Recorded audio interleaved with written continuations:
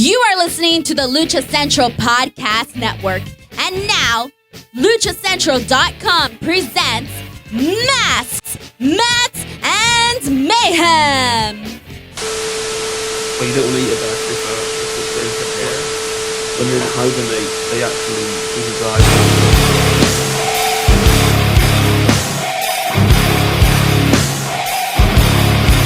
Welcome to another edition of Masks, Mats, and Mayhem. I am your host, the Outlaw LA Red. You can find me on social media at JustinHarvey75. You people out there, you people. Oh, I like to say you people. Byron hates that when I say I can't say it, and I'm mad you because people. You can.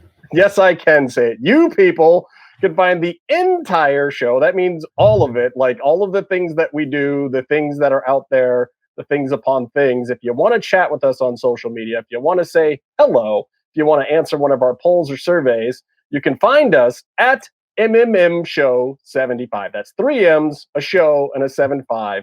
And that is on all of them, like IG, on Twitter, on Facebook, OnlyFans.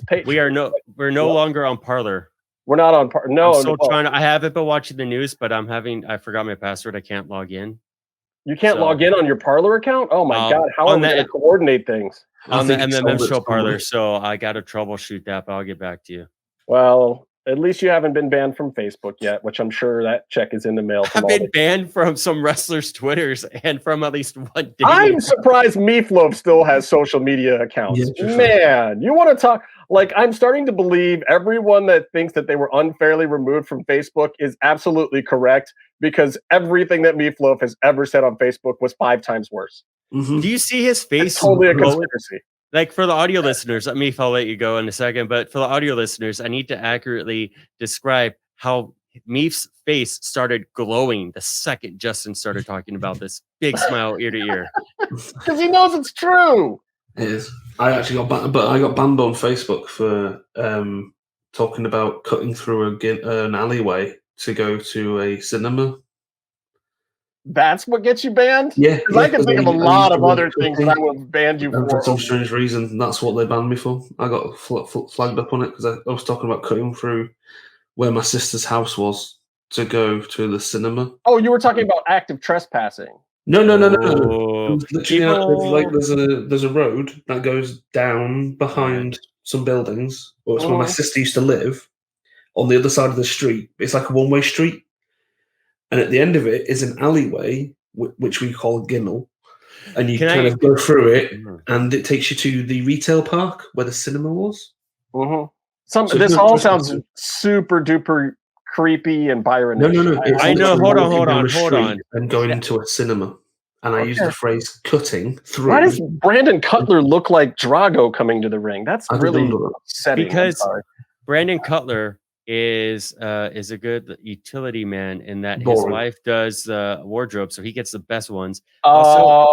His lady does the wardrobe. And he films BTE, so he gets to have angles on dark, which he deserves, I guess. But anyway, I had something horrible to say, but the moment's gone. All right, well, look, a couple things I wanted to talk about. The very first thing I wanted to address is I got a hateful DM about why we and me in particular are always hating on Prince Puma, and asked if it was because of how he left Lucha Underground, knowing that we are in fact kind of Lucha Underground marks. But I have to say first, right off the bat, that it is in no way related to how he left Lucha Underground. And I also want to say that I don't mind razzing the guy a little bit because he's super duper successful. He's a great wrestler. Like Ricochet, come on. Ricochet's a great wrestler. It's all in fun to a certain extent, but you can't feel bad about us razzing the guy over his promo work. Seriously. You gotta look at the track record. Like, number one, we razz his promo and his character work, which I'm sorry. Like, do you watch the program? Like, I'm pretty sure he is about it. He is the reason that Fogelman told Van Wagenen, like, none of your guys are talking on my show because these guys are crap talkers. Because they paid all this money to get Ricochet in there, and then Fogelman heard him cut a promo, and he's like, "These are the guys you hired." But I will say this about him, and I do bring it up, and then Casey interrupts me and always brings up the one Miedo moment. But I will say that and I've said this before, that some of my favorite Lucha Underground moments are Ricochet matches or Ricochet moments of being ringside for Ricochet, Prince Puma versus Rey Mysterio Jr. Yeah. Oh my God. Oh, yeah, exactly. Guess how much I paid for that ticket? $0. None times $none. It's like, that was like, and I also loved his New Japan stuff, and he never got a serious run in New Japan because he was always on the fence there and not committed. If he signed a long-term contract, he would have gotten a serious junior title run, I'm sure. And that was another spot where he was utilized. That was the only long-term contract he decided not to sign. Right. And also in NXT, I thought he was coming in, and I'm like, this dork is gonna just bomb in WWE. And he comes in, and he's a goddamn superhero straight out of a comic book, and he does that flippy thing out of the ring for a promo. Everyone went, oh, even though Will Ospreay did the same thing in the match a week later, and it didn't mean anything, but he was incredible in NXT. He was incredible in New Japan, and he was the man in Lucha Underground. So, yeah, absolutely. Like, look, there's nothing. What's that, Meef? He's done nothing since he left NXT. I agree. Like, look, he does the awesome flip out of the ring spot. Like, he's a super highlight machine, and then all of a sudden you got like a little run with the Aleister Black thing, which was kind of cool. But now both of them are kind of just in the dark places. Hey, did you guys see the suplex, the slingshot suplex with AJ Styles into the Styles Clash? Yes. Yes. Oh my God. See, that is what you use him for. You put him in those matches with those guys, and you get those gifable moments. Like, he can't have a character story type moment, but you could put him in the ring with their top talent, and that gif is going to go crazy. That clip on YouTube is going to go crazy. He's a faction guy. Let's face it. You got to put him in the right faction. There's a reason they paired him up with Conan initially in Lucha Underground, and all his best storylines after that were storylines where you could just ride off of him being the hot ticket into a match, and the other guy was doing all the work, whether it was Mundo or Ray or whoever. You know, somebody else was doing all the promo work, and all you needed to ride on was, hey, this is the greatest luchador in Lucha Underground or whatever. He still had the belt on him. He didn't need a storyline. He had the belt. What is that? That's not me. Are you building a house, Meatloaf? That's my cat going for a shit. Oh, he's doing the scrapey thing. Can I ask you guys, have you ever had a litter box in your bathroom? So like while you're taking a shit, your cat walks in and looks at you and then takes another shit? Yeah. My cat goes nuts at our door, so we have to take him into the bathroom with us. Yeah. How about this one? How about this one though? Have you ever been taking a shit and you see your cat stroll in and then sit in your bathtub and take a piss? No. No. Have you ever been? Okay, I teach my animals a little bit better than that, Byron. Have you been laid in the bath and your cat's jumped up onto the side? You shit yourself because you're thinking, I'm going to lose my dick. When this thing falls in the water, and thrashes like a shark, I'm losing my dick. She jumped on my chest and curled up underwater. Wow. Her head was out, obviously. You know, you don't want to lose that. I'm fat, so the water doesn't go too above me. But people have she curled up on my chest. Just curled up on my chest, went to sleep, purred away. Wow. You people have insane animals. Hey, look, a quick important thing that I want to get in early and often in this episode. Until January 31st, you people, again, you people have the opportunity to do the right thing by us. Finally, all these years, you've never done the right thing by us. You guys didn't buy enough of our ball shaping stuff. You guys haven't bought enough t-shirts. You guys make Casey mad constantly. But now is your chance to make up for all of that. And also, we just love you guys. And most of you listening probably have already done this, but I believe you can keep voting. So until January 31st, there is a poll for the Lucha Libre Awards of the Year as given by luchacentral.com. And we are nominated, in fact, for one of those awards against, I don't know, some other shows. Anyway, it is the very last category of what? What's that? Is one of those shows one of Kevin's shows? No, it isn't. Kevin, that'd be an uphill battle. Because you know why? Because Kevin can't do his show consistently enough. The Lucha Central Podcast Network has like 8 or 9 shows, and there's only 4 on there because there's only 4 of us that have even done it consistently enough. And I believe even one of those is not doing episodes currently. But whatever. So I'll tell you right now, the competition is the Lucha Central Weekly, the other Lucha Central Weekly. Those are good ones. Which, they're both good shows. One's in Spanish, one's in English. And I like the Spanish Brendan and Dusty and Miranda, I give a shout out to them because I listen to them quite frequently on the weekly. When I listen to the Spanish one, I get to make up my own Lucha news. And I think, what is the other one? Fabi Chulo's show? I don't even know what the 4th one is. There's the Bodega one, and there's the Dos Hermanos one.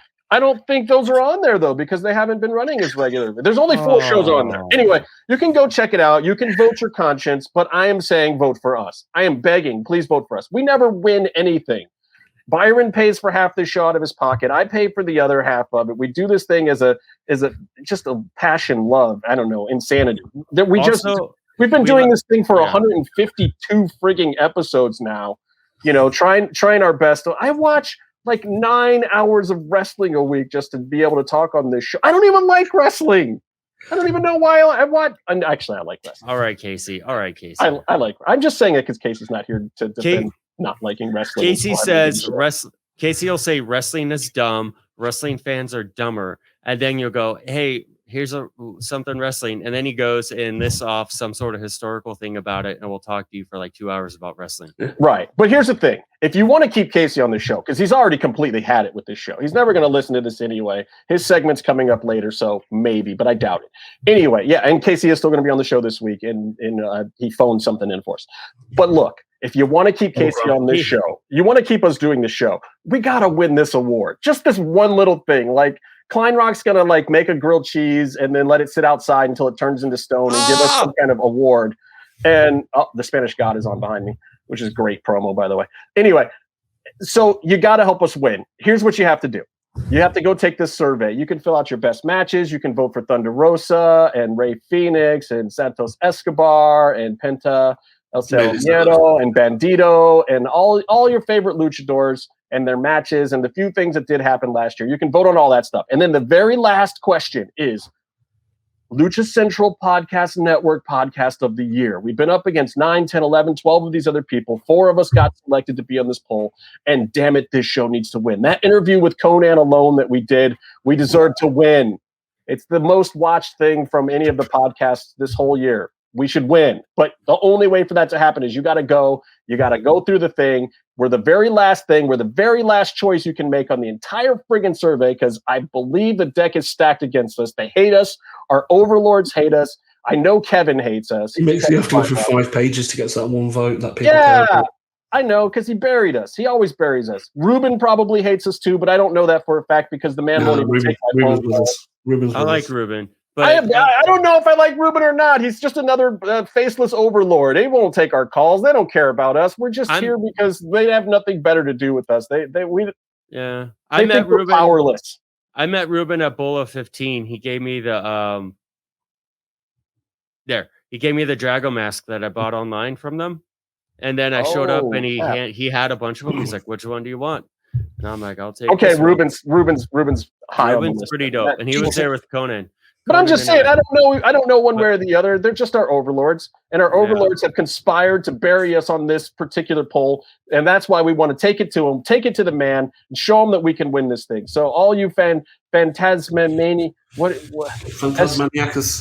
what Escobar, Centaurians, Escobarbarians, Escobarians. If you like the show, if you don't like the show, just vote for us because if we win, it's gonna piss a lot of people off. Yes, come on. Exactly the main point. Rattle the cages. You know it'll do us more good. Anyway, so has been an enough is enough, and it's time for a change. Anyway, so the place to do that is luchacentral.com/2020 awards/. Go there. And you can vote for us. And you'll see it on our tweeters and our other places. We'll put it up on our IG maybe even. Go there, vote for us. It's important. Hey, so sad news. we had a death this week of Larry King. That's not the sad news, though. Larry King once cut me off when I was trying to go into this lawyer's office back when I was represented by Endeavor and literally almost killed me. He almost ran me off the road, that old son of a bitch. He comes right in front of me for this parking spot in his Jaguar S-Type or whatever he was driving at the time. I don't know what it was. Then he gets his old straggly ass out, goes in, makes me have to wait longer because he showed up unannounced to talk to this same lawyer. Needless to say, I didn't even go with this lawyer. I went with a different firm. It was Spielberg's lawyers. They were way better anyway. But that guy, and then in the lobby, the girl comes out with a water for me. He takes it like Larry King, biggest dick. Biggest dick. I'm not saying I'm happy that he's dead, but I'm saying that he's not the death that I was concerned with this week. Hold on, Justin. Can I just say I might have to edit this out? I know we're in Biden's America, but still, when a rich white man dies and a black man is like, hey, here's my motive, by the way. No, it's not that. I wasn't responsible. I've been in Cleveland. Would have taken him out, surely. No, I got 5 people. I got 5 people can vouch for me. It wasn't me. It wasn't me. I was around white people that day. It wasn't me. It's fine.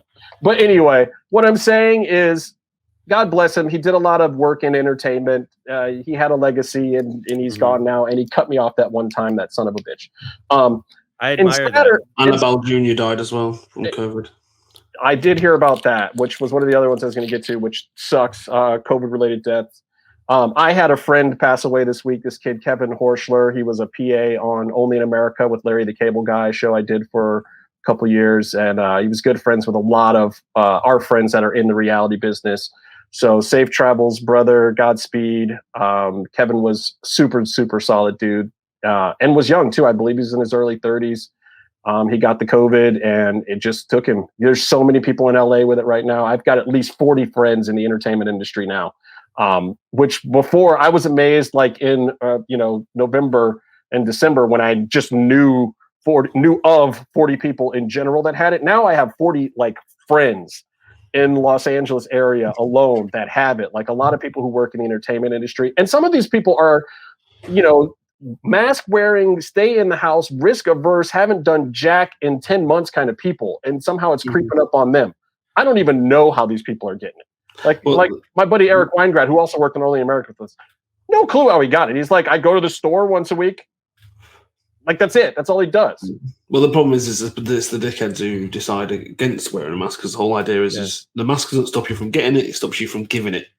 Well, I had a friend. Stay safe out there, Byron. Please. I had a friend who got it, who has a kid, and him and his wife.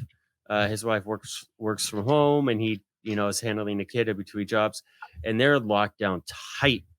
And then they hung out with with his in-laws one time without a mask. That was the one time, and the in-laws, everyone says, "I'm being careful." But that means different things to different people. Yes. And like the in-laws to this day will deny they ever had it, but they did have a cold like the week prior.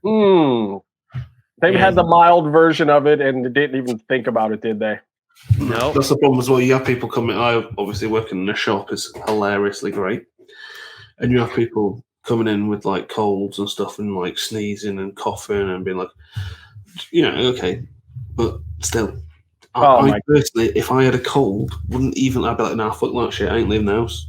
Just out of people going, oh my god, keep away from that guy. But also just out of common courtesy, because it could be something. Man, I can feel your cat purring in my sack. That's cool. Oh, I like that. Oh, yeah. Thanks, kitty. You do realize, Justin, through your own time, early speech, he's arseholes on the TV. So do we have to make your fucking cats our co-hosts now? They are, man. They take over. Mine is locked out of the door right now. I can hear him out there like, oh, everybody else's cat is on the show. How come I'm not on the show? My cat is in. I make her. Bill. My cat. Would Billy, you stroke me? I'd stroke me hard. Back there, she's sleeping in a blanket that I put on the ground.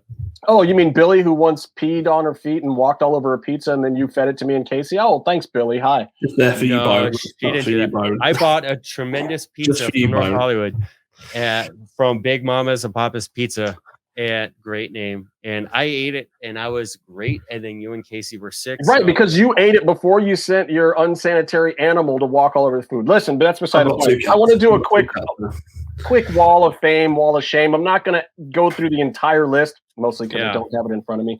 But I just want everyone to know we did not actually put Rey Fénix on the wall of shame last week. I suggested it, but I think we all determined that we can't really put Rey Fénix on there because he's like the best wrestler in the world, right? Are we agreed? Rey Fénix is not, even though he's got his trademark issues, we hope that he gets his name. I don't think it's really his fault. I just think he should have jumped on some of this stuff a little bit sooner. But I think he's doing the right thing. He's trying to protect his brand, and so far he's just got to work on it. By the way, this Sammy Guevara promo right here on AEW Dark, I don't know if you watched it or not, but he takes his shoulder to the camera and he's like, do you see this? Do you see all the pain I'm having here? Do you know what this is? This is from the weight of holding all of AEW on my shoulder.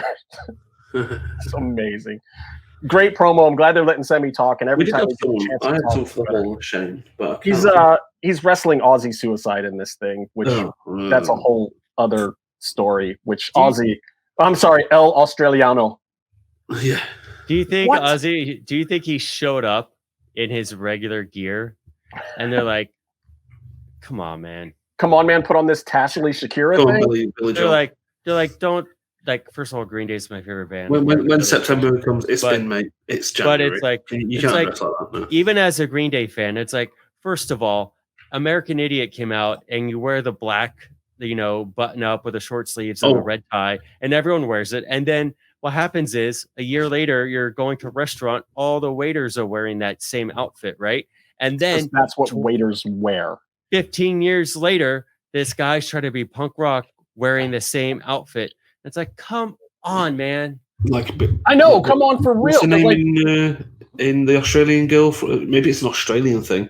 The Australian girl from WWE. She's now in Riot Squad. Chelsea. Well, they're all Australian. There's like 12 of them now. Riot Squad. Oh, Billie Kay. I love what she's doing. Billie Kay dressing like Avril Lavigne and calling it punk rock. She's on the wall of shame. But that's great. But see, that's intentional to get heat. Is it? Don't it is. Girls Billy, no. Well, then she's making fun of them. Billie Kay is so much smarter than you think. That is all 100%. I mean, she's Australian, so... Oh, you are just so awful. I see where you're going. Fleas can't even pass underneath that bar. But so here's what I got to do for the wall of shame. Sports Illustrated for misreporting certain things about Rush and his involvement with Mass Republic. Toro Blanco. I'm just gonna, you know what? I'm gonna put bogus wrestling media in general on the wall of shame because there's been a lot of just nonsense, bad reporting. People reporting about Rush going to WWE and then not going to WWE, and it's just like all over the place. And it's like, bro, just report the actual story. He had a meeting and nobody knows how it's gone. He hasn't even talked to his own people about it yet, and most likely is just not going to WWE. So why are you reporting a story that's not a story yet? It's not a story yet. Like, people have meetings in the wrestling business every week. I get it. You're a dirt sheet. You got to go out and find some stuff. But come on, man. Clickbait. It's another symptom of Biden's America. There just isn't enough news anymore. I guess that's what it is. Look, just because you nicked a podium, right, doesn't mean you start coming on in and doing this. Well, look, I think that bogus wrestling media is definitely going to be on the wall of shame. And as far as Rush goes, like, I hope that he does end up somewhere else. If he had some talks with WWE, that's always a good thing because that may raise your market somewhere else. I think it paid off for Karrion Kross. He had a couple of meetings and decided not to go with them because it wasn't enough money at first. It's probably the same thing with Rush. They want to put you on a developmental contract. They want you to prove that you're worth what you say you're worth. They're never going to give you the big money.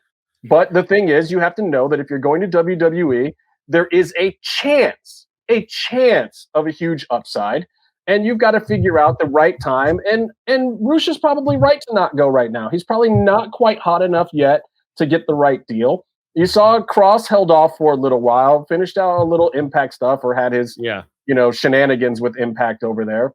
But he Looked went around for a while, he, talked to AEW, and then went back to him and said, "Hey guys, I'm ready to come in now. I'd love to see this and this happen." And they said, "Well, if you can do this and this, then we'll put you in some opportunities to make the kind of money you're looking for. We're not going to give you that money walking in the door. You're not some next big thing. There is no such thing as a next big thing with WWE. They're going to make you the next big thing if they want you to be the next big thing, and they have a way that they test that out." And Roosh, honestly, look, you've seen what they do with luchadors, man. Like Escobar, great. Every other luchador in WWE other than Dominic, not so great. What's Dominic doing? Look, Dominic's still in the program with Baron Corbin. Ray had a super mediocre match with Baron this week, but it was all to advance Dominic. So he's clearly getting still a rub. He's in a big program on a big show. Is Ray hurt? I don't know if Ray's hurt or just nursing, but his knees looked good in the match. I just think him and Baron weren't really going hard. They didn't really have a reason to. The point of that match was to advance other storylines, so there was no reason for them to really go at it. And I think Ray is seasoned enough at this point that he's not giving you the 110% Ray at any point in time. That's not a big pay-per-view match that's there to further his career. Why would he? Could you imagine you're anyone who's been wrestling for 20 years with WWE? 30, right? Well, I mean, or just whatever. Like even like you've been wrestling for them for a while, and you're for about WWE to have almost 20. Yeah, for the company, right? And you're going out of Raw or SmackDown, like you have one of the live shows for the longest time, and they're like, "We got a 5-minute match for you segment, including entrances with Baron Corbin. Give us all you got." And you're like, maybe not so. I don't even think they ask. I think that the guys in the back are smart enough to not even like. You don't even ask Rey Mysterio that. You're like, "Look, we need you on TV this week. Would you mind coming out for like 4 or 5 minutes and running around with Baron?" And Ray's probably like, and then they're like, "We're gonna help put over Dominic with it." And he's like, all right. Yeah. They're like, "Do you think the agent's like? So do you think you could do the West Coast pop, please?" Yeah. Like, I don't think my knees are feeling it for a 5-minute segment. I'll do a 619. His knees actually looked pretty good in the match, though. I thought he was running the ropes pretty good and moving around. And just like the spots themselves were kind of slow and predictable. There was nothing major to it. I was just trying to think of how he would big league them. That's all. Jokes are besides favorite X-Men is Cyclops. That's all you need to know. We have 45 minutes of material on Cyclops. Do we have time before so on the Wall of Fame, Roosh may not be going to WWE, but you know who probably is? And I'm going to put this person on the Wall of Fame just because of someone else that we have on the Wall of Shame. I want to put Taya Valkyrie on the Wall of Fame. Because guess what she didn't do? She did not phone it in. She showed up to work at Impact every day, even after her hubby was over in WWE. Everyone else had left. The roster had been decimated. She showed up every day and put in hard work. She put over their up-and-comers. She went and did all of the stuff that she needed to do to finish out her Impact contract. And now Taya is walking away from it. All friends, didn't make anyone mad. Did jobs, did hard work, was a champ for a while, held that promotion on her back when she needed to, took a step back when she needed to. Kudos to Taya Valkyrie for every single minute that she put in over at Impact Wrestling. Don't know if she's going to WWE or what, but, this is what Tessa did not do.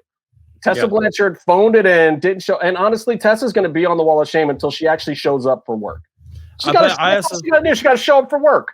But I also think, especially with Impact and at different companies or different people running them, who knows? Someone could have gotten a bad deal. Like we were all on Cross's side when he had the bad deal and he wasn't showing up for work. Because with Impact? With Impact. I wasn't necessarily on Cross's side. I was withholding judgment to a certain extent because I didn't know all the ins and outs of it. And a lot of people think that he made a mistake doing that. And he probably did burn a couple of bridges. I don't know if he burned a ton of them, but I don't know if Callis is going to be looking to help him out. Who knows? Yeah, they're cheap as fuck.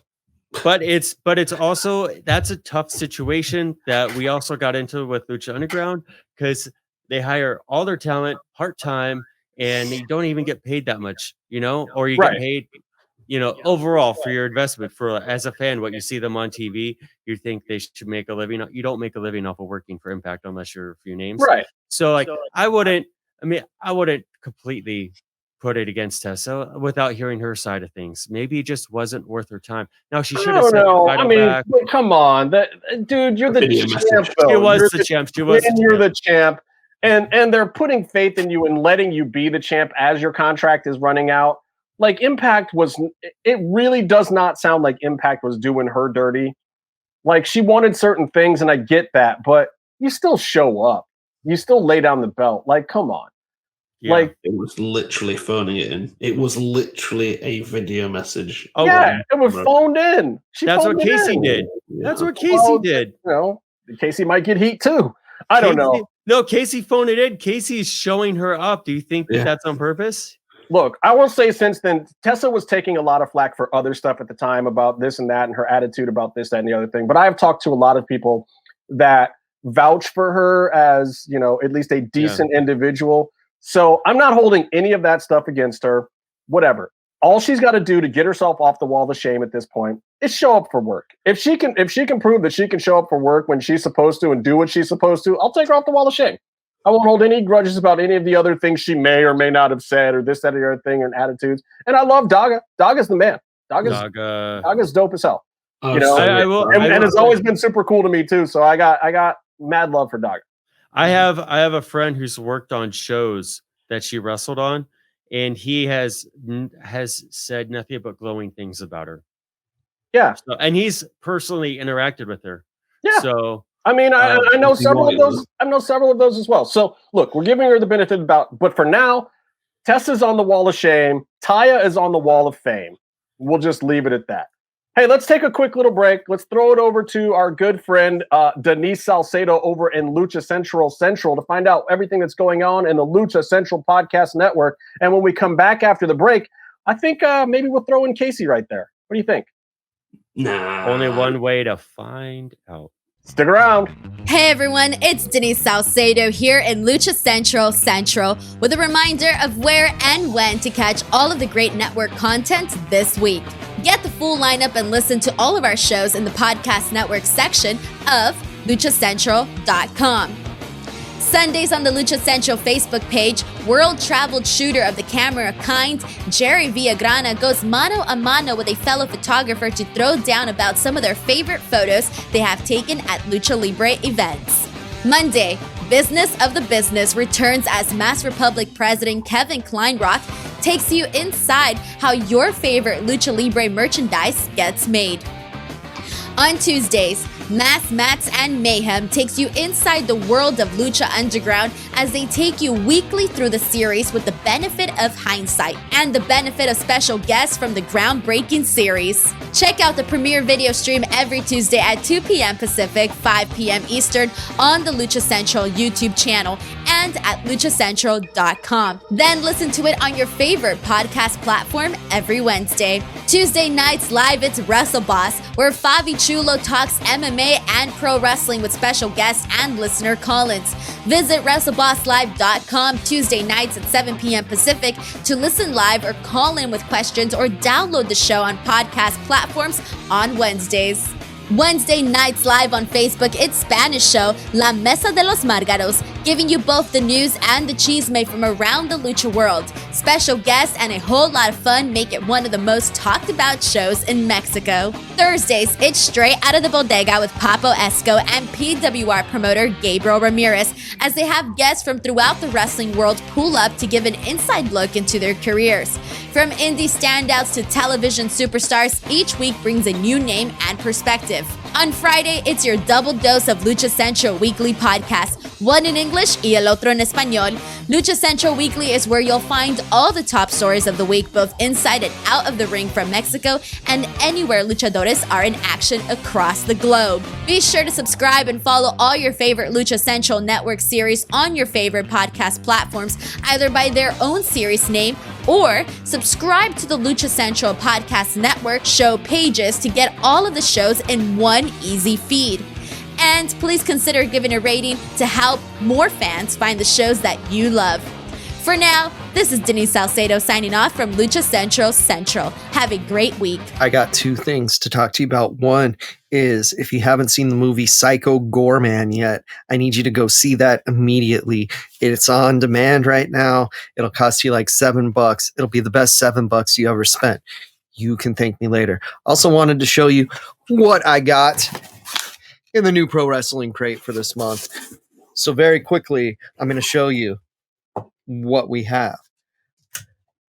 Okay, first things first, we have a t-shirt. Okay, and this t-shirt is one of the best ones that they've done.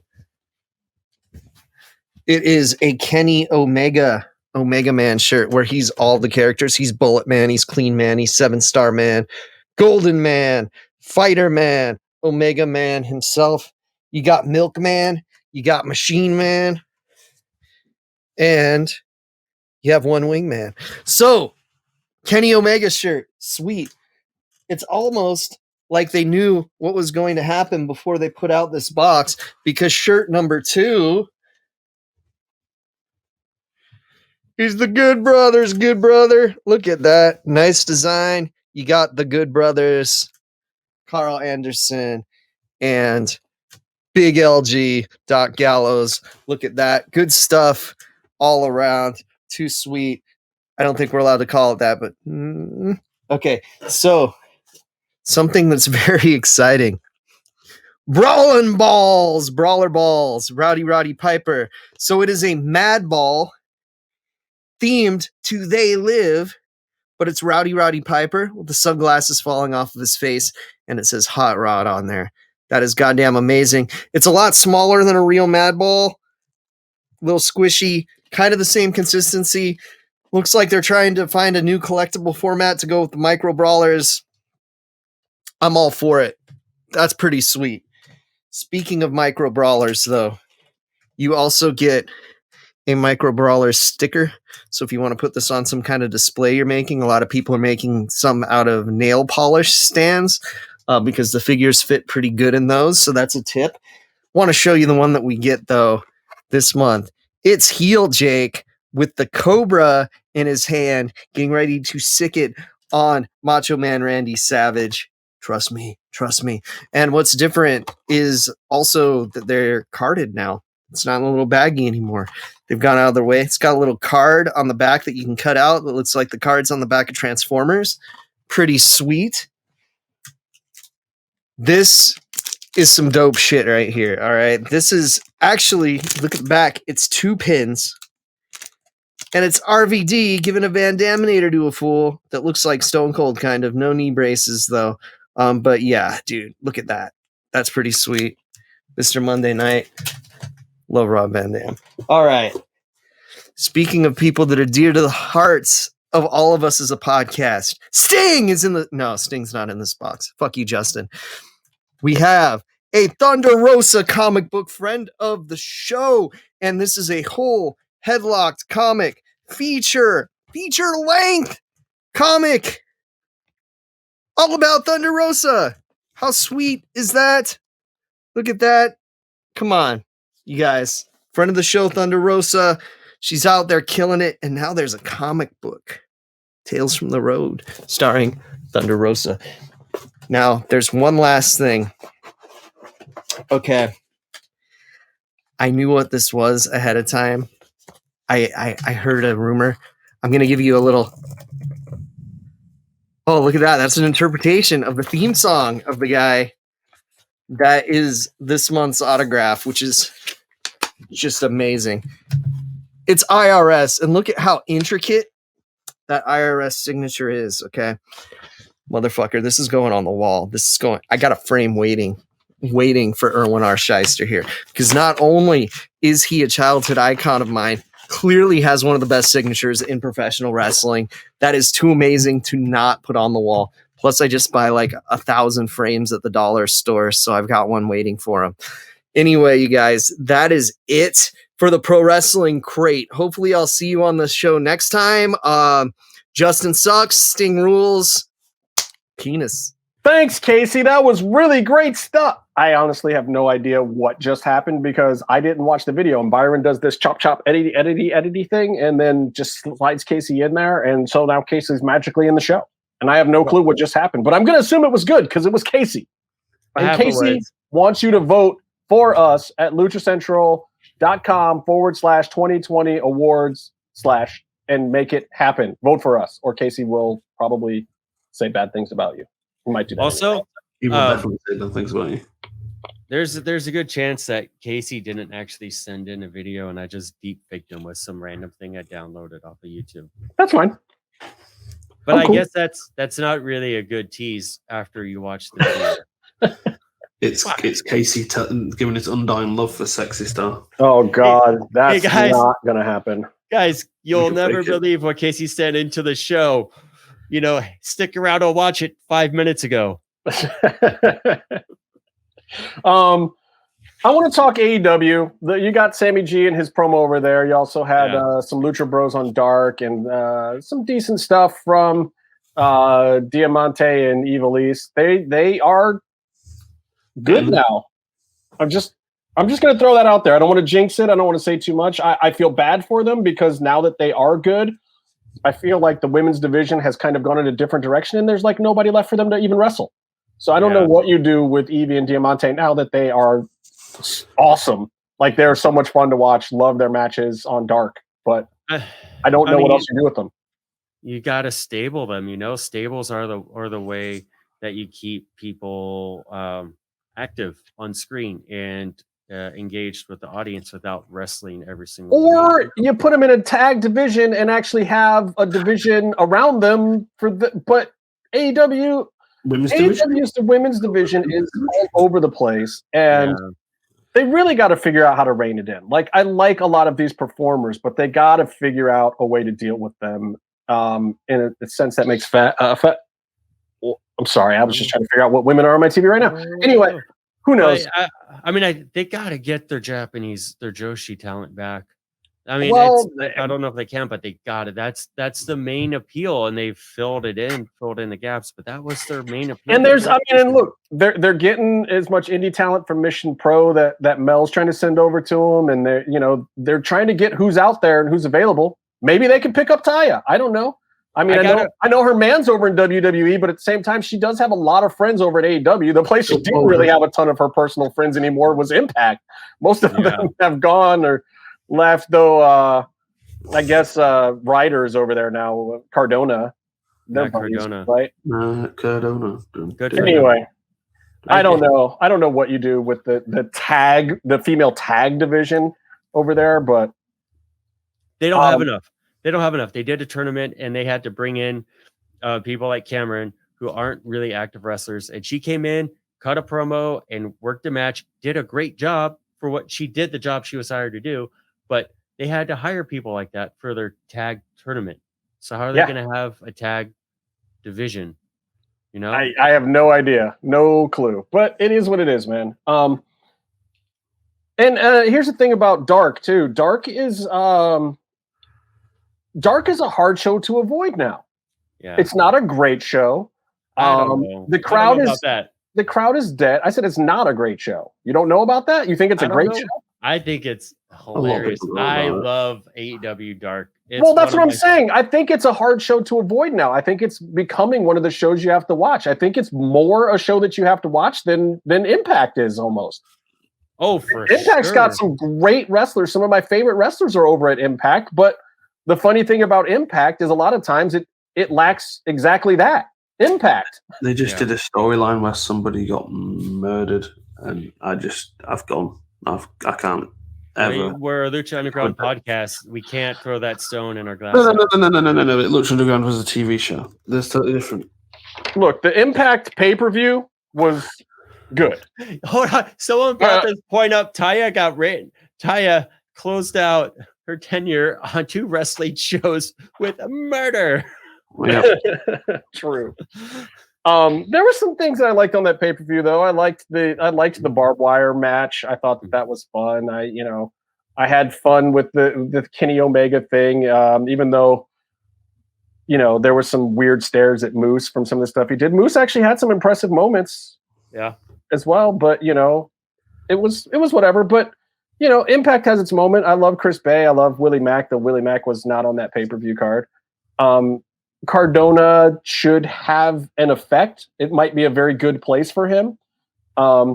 And I think if he's wrestling guys like Chris Sabin and those kind of guys, I think that's a great fit for him and for all those guys to kind of elevate each other. Yeah. I do wish, and I don't know if it's headed this direction or not, but if you merged Impact and AEW and had a legit 2-show week, plus maybe a shorter version of Dark, I think you'd have something great.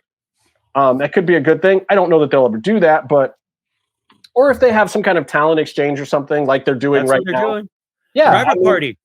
Yeah. Private Party was great. I love the heel turn. I love that they're still getting ripped off by the icon, Big Money Matt. There is a thing. Now I had a Twitter exchange with our friend Super B on the Twitter. But a negative Twitter exchange? Was this a bad thing?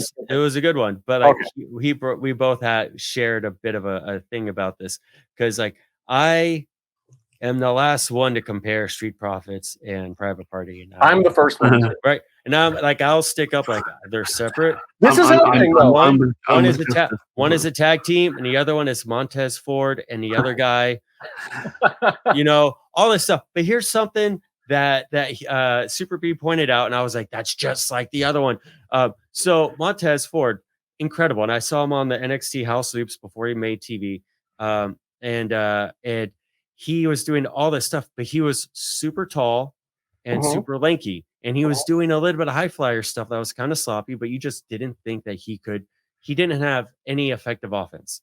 And by the time he was working on TV for a while, he started getting bigger arms, started bulking up, you got to fill out when you're the tall guy. It helps.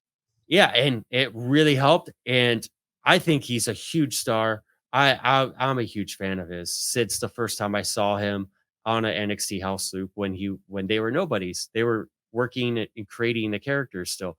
But here's something that you sort of notice, because if you're a wrestling fan for a long time, you sort of learn about chemicals and enhancements.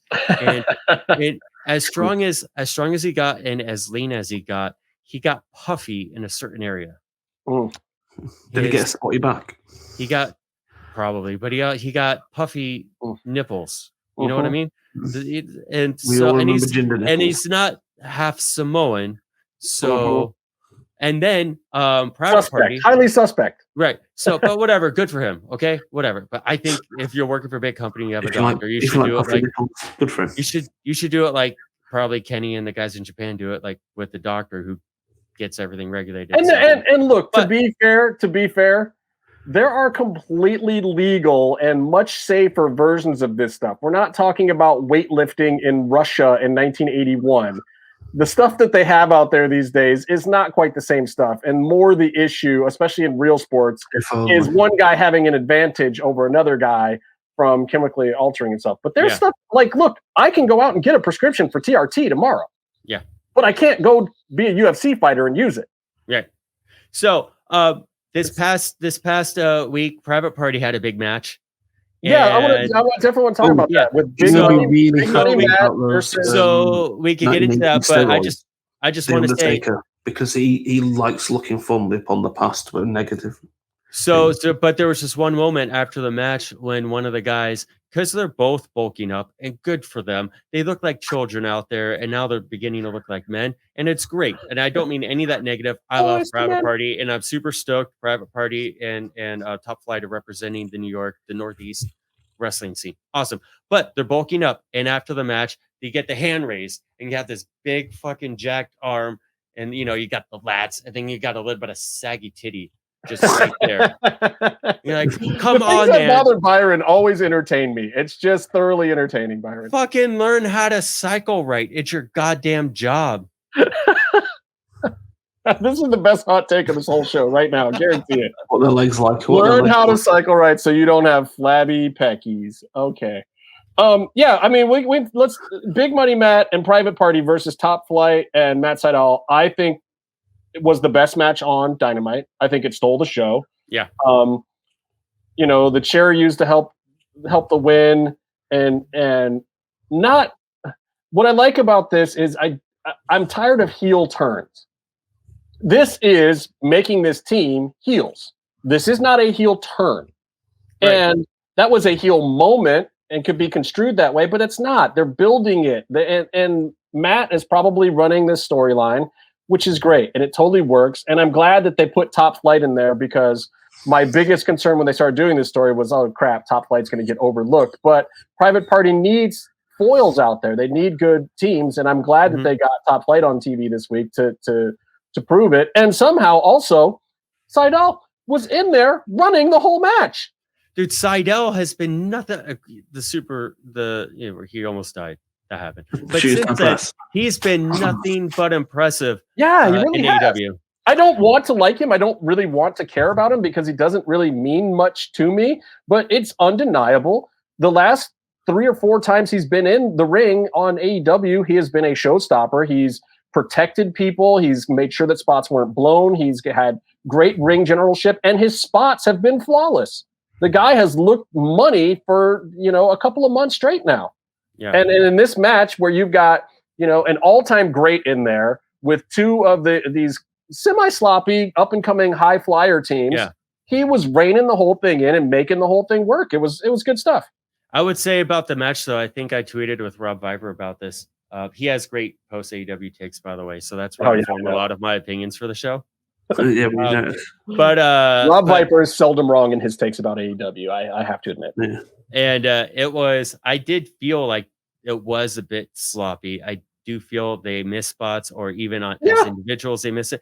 But also, but you switch your brain into the mode of what's being presented, and it's awesome. It's still fun, and also these kids add their ages together, and it's still not the age of someone that you would see in the main event in WWE. And this is what they're supposed to be doing right now. And but the Young Bucks had their time to do this kind of stuff in Ring of Honor and early on in PWG and other places. And this is what these guys need.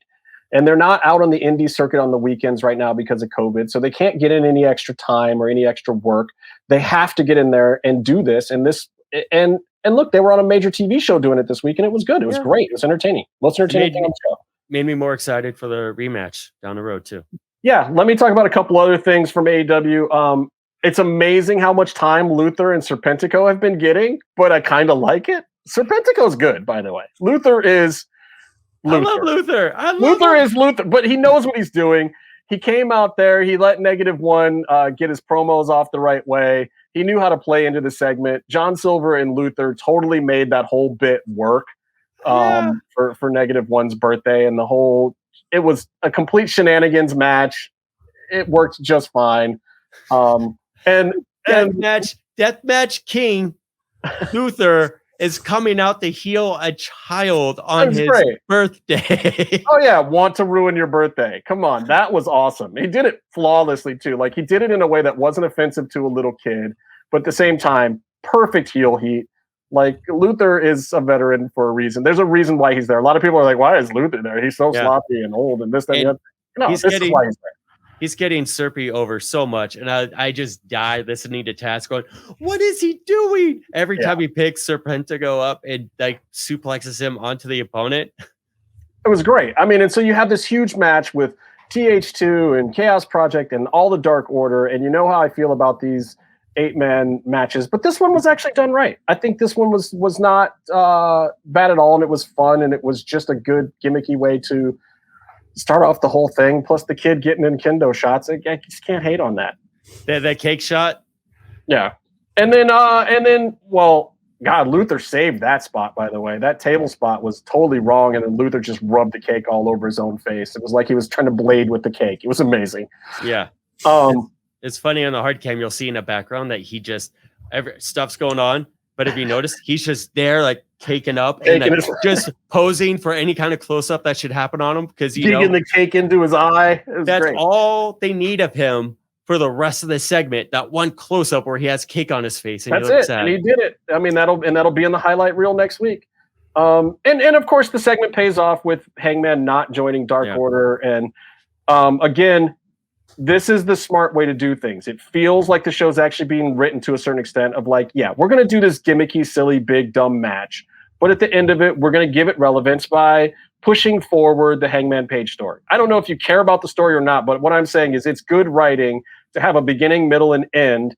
And they had a beginning to the story. They had a bunch of middle stuff, and this is an end to it. And now they can take the story to a new place with a new beginning, middle, and end of what, Hangman Page does after turning down the Dark Order. That's the start of a new story. That was an actual ending. As much as it carries on, it's an ending in like a Flash Gordon movie sense. It's a serial. You're going to come back for some more, but that was the ending to that story, and it was well done.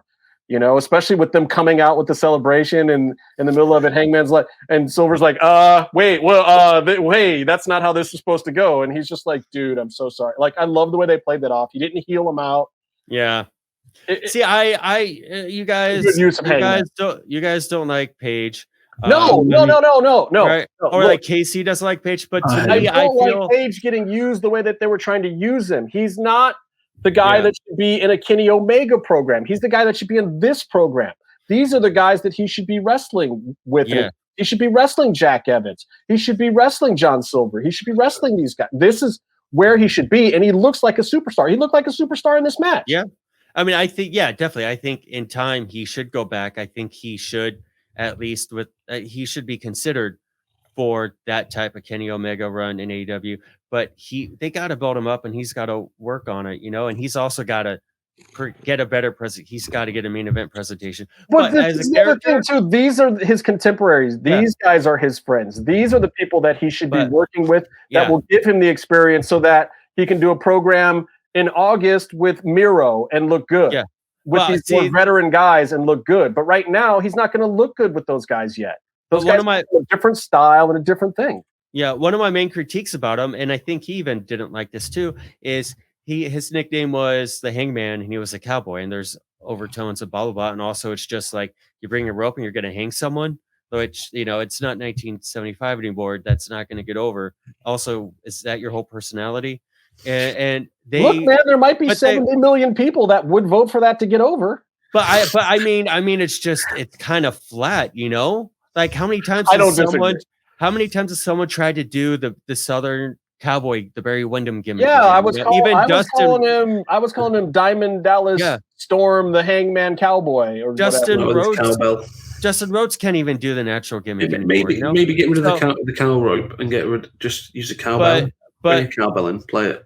Yeah, but I think what they've done, especially with the breakup with the Elite and Kenny and the tag team, they've added so much nuance to him. And he's the millennial cowboy. He's the angsty millennial cowboy. And like, I just loved like the sort of breakup thing. It's just like, I would have loved it if we could have just kind of sort of stayed in this sort of in-between zone, hanging out with the Dark Order and tagging or whatever, but you pushed it. And I can't commit.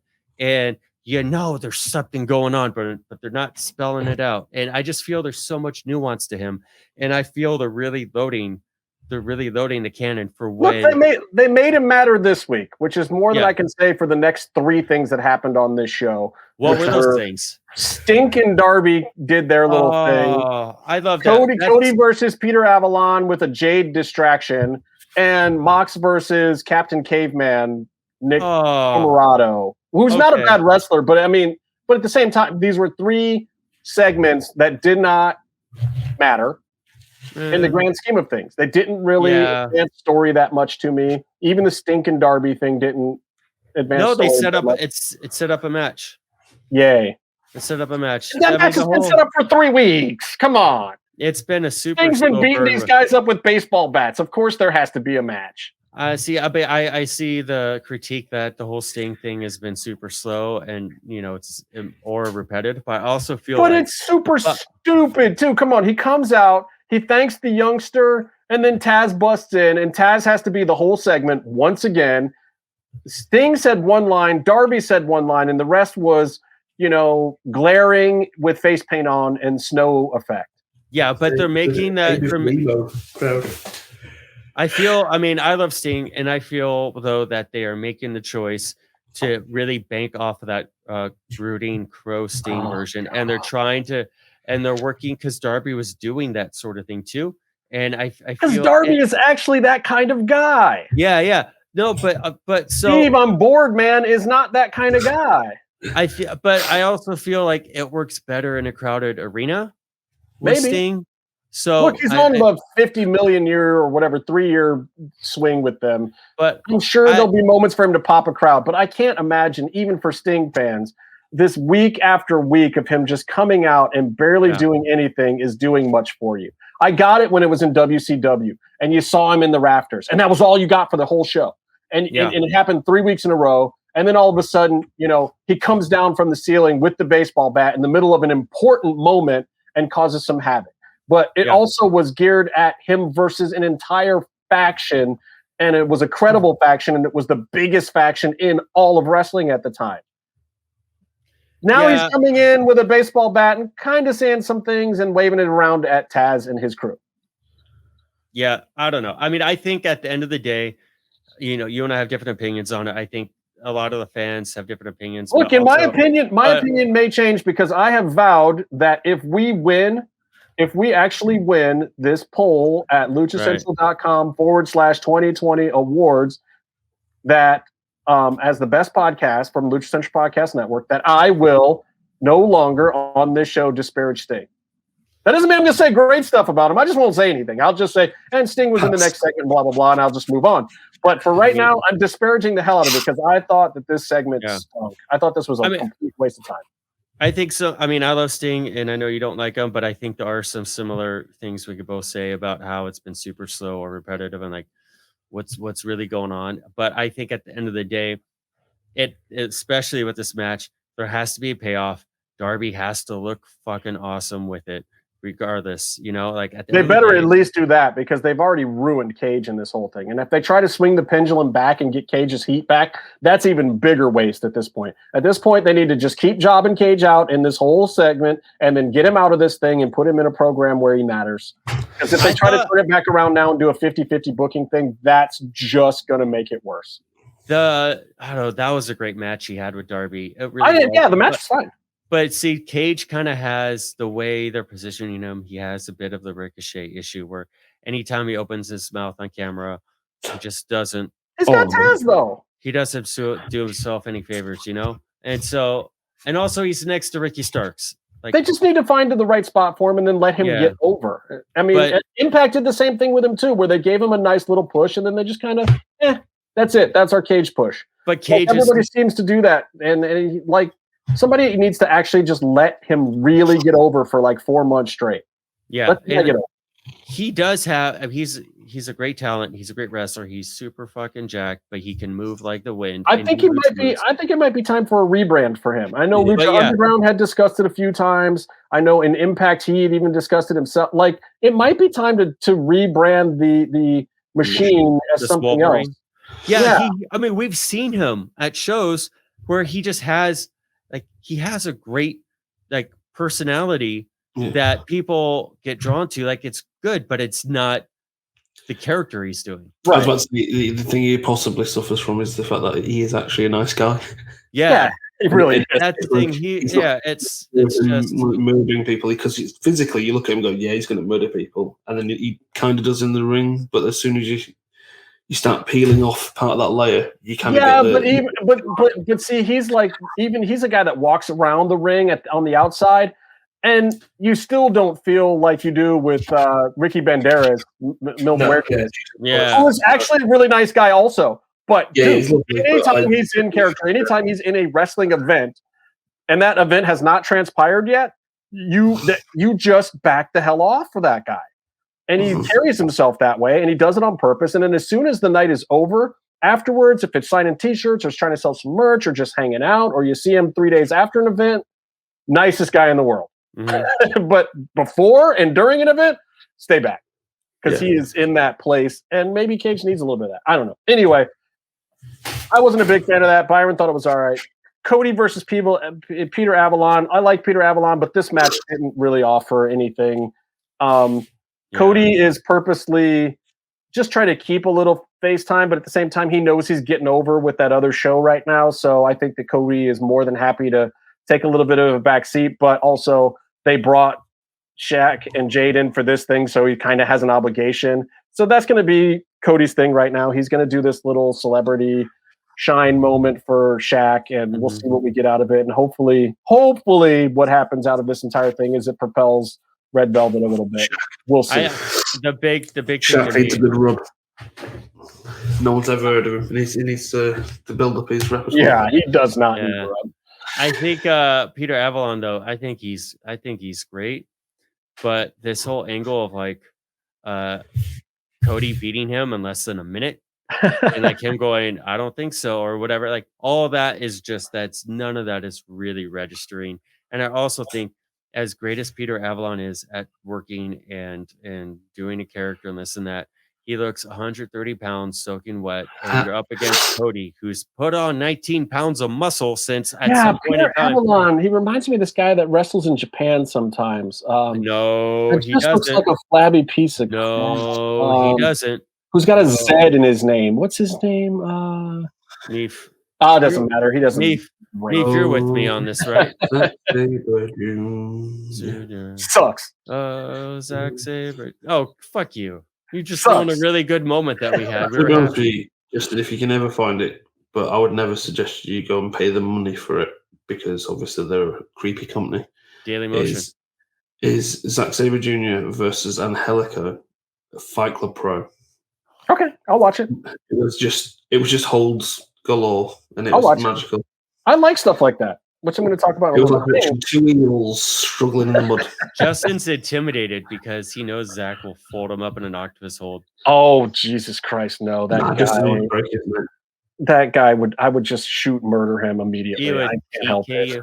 He would PK. You know, by the way, he would try. He'd be trying to tell me to move into one of his stupid things, and I would just snap a finger and break his neck. He doesn't need you to do anything. I would grab him by that flabby belly and slam him like Loki got slammed by Hulk in the Avengers movie. That's what would happen. I'm twice his size, Byron. No, you're not. He's 6'7", yeah, 480 pounds of muscle. He weighs 9 stones. Whatever. Oh, he weighs stones. You can't compare. I'm going to move on because Zack Sabre Jr. is I do. He does remind me of a really great bit on AEW where someone did a PK, the penalty kick, but it was with Jim Ross on commentary. So Excalibur goes, with the PK. And Jim Ross is like, PK, what the? It's like, their initials for penalty kick. You saw him kick him. It wasn't just a goofy name for a kick. There's no penalty kicks in American sports, though, Byron. How is JR supposed to know it? You're talking about good old penalty kick. Let me also say one thing. The Pele kick is just ridiculous. The Pele? Yeah, because it's an overhead kick. Right. That's what it's called. It's not a Pele kick. Because Pele is a piece of shit. Oh, fuck Pele. Wow. I will fight Pele. And even his old age, the Viagra using piece of shit. And you say I'm bad because I said something bad about Zack Sabre Jr. Jeez. No, this motherfucker said bad stuff about Romario, and Romario is God. We're talking about football now. Yeah, no one will understand apart from maybe a handful of people listen to the show. That Romario is a true Brazilian. The only thing that matters in football is somehow Tom Brady is going to the Super Bowl again in a different country.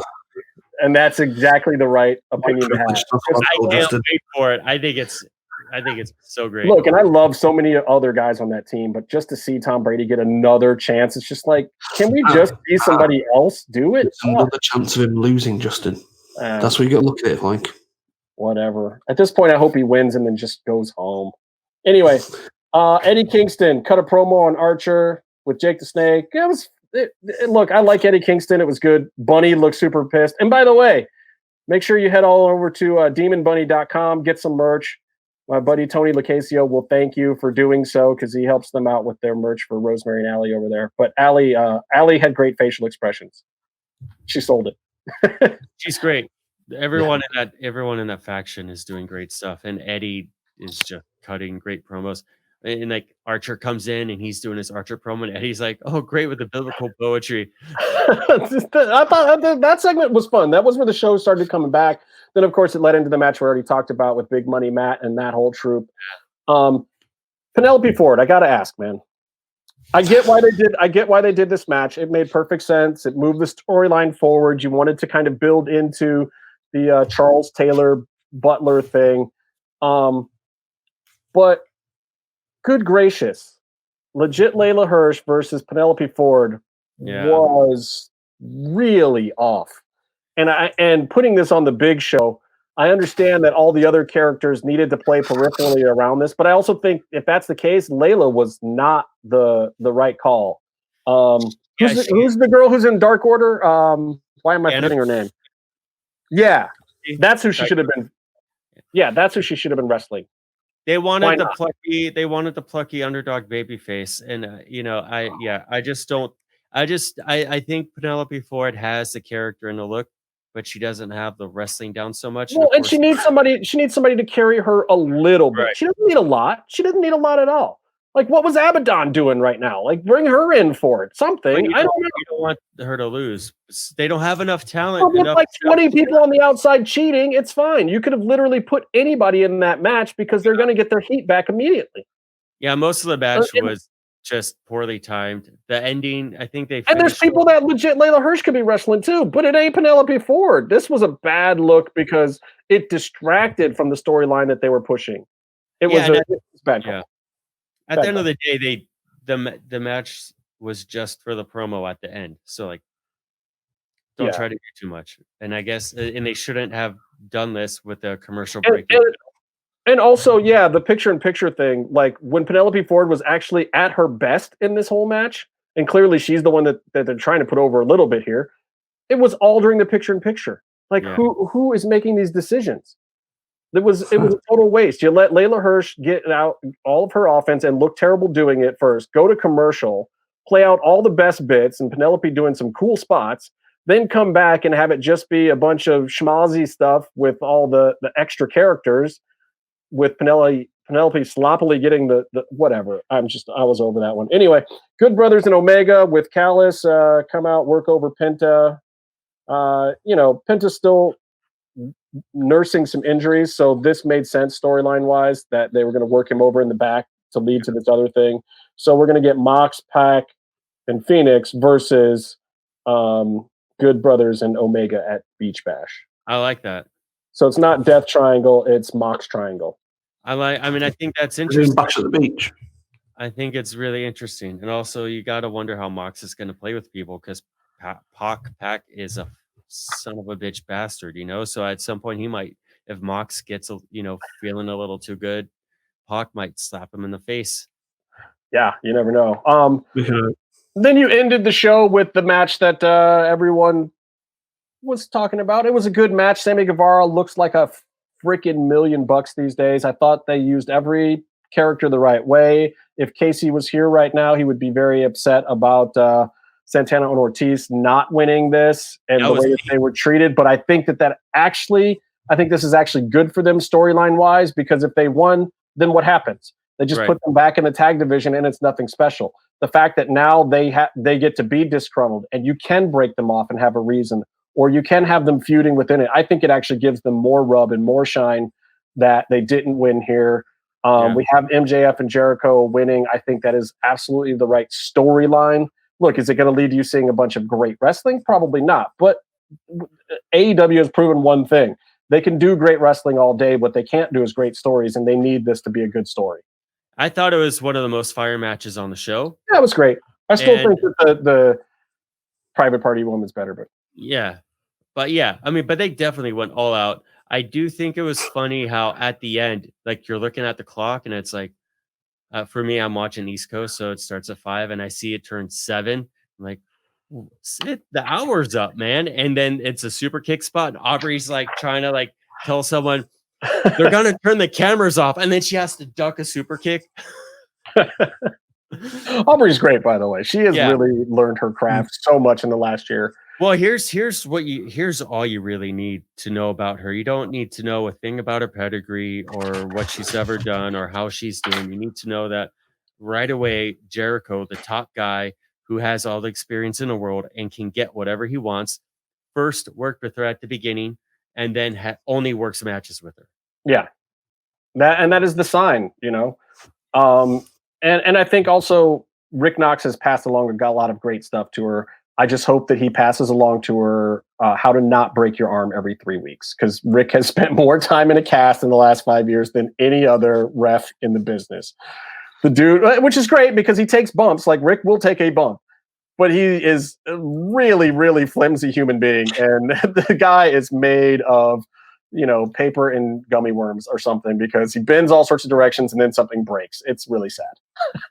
Rick, don't get hurt anymore, brother. Let's take another quick break. I want to come back. We'll talk about some Lucha Underground, and I do want to talk about some WWE later on and maybe a little bit of UFC. But let's come back and talk about some Lucha Underground right after this. Lucha-masks.com, in partnership with Mask Republic, give you personal protective masks to keep you Lucha strong in the fight versus COVID-19. With world-class luchadors Blue Demon Jr., the Lucha Brothers, LA Park, Ultimo Dragon, Cain Velasquez, Conan, and so much more. Head to lucha-masks.com and you too can become a masked warrior. Lucha-masks.com, powered by Pro Wrestling Revolution. I have a question for you guys. Do you guys wear underwear when you record this show? I don't wear pants when I record this show. I'm not wearing underwear. Yeah. Okay, cool. So we're on the same page. I turn my camera off when I need to stand up. Let's just put it that way, Byron. Yeah. Does that make sense? No, explain it more. Well, there's a blue pill before recording. There's these birds and these bees. And when a bird flies into a bee, yeah, and they do kind of, a scissory thing, then 9 months later, a stork comes by and drops off a package at your house. Hold on a second. So in order to teach kids about fucking, when they start getting boners, you tell them birds and bees are having sex. Yeah. I'm not a parent. True. There's so much I have to learn. It all works out in the wash somehow eventually. I mean, look, the whole point is you're trying to forage a campaign of misinformation to children so that when they do it, they have no clue what they're doing. So hopefully they just do it wrong and you don't have anything to worry about.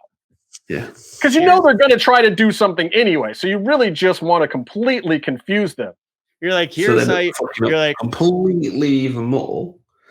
And the thinking is that if you confuse enough people like that, Byron, when they vote, they'll think one thing happened when something else completely different actually happened.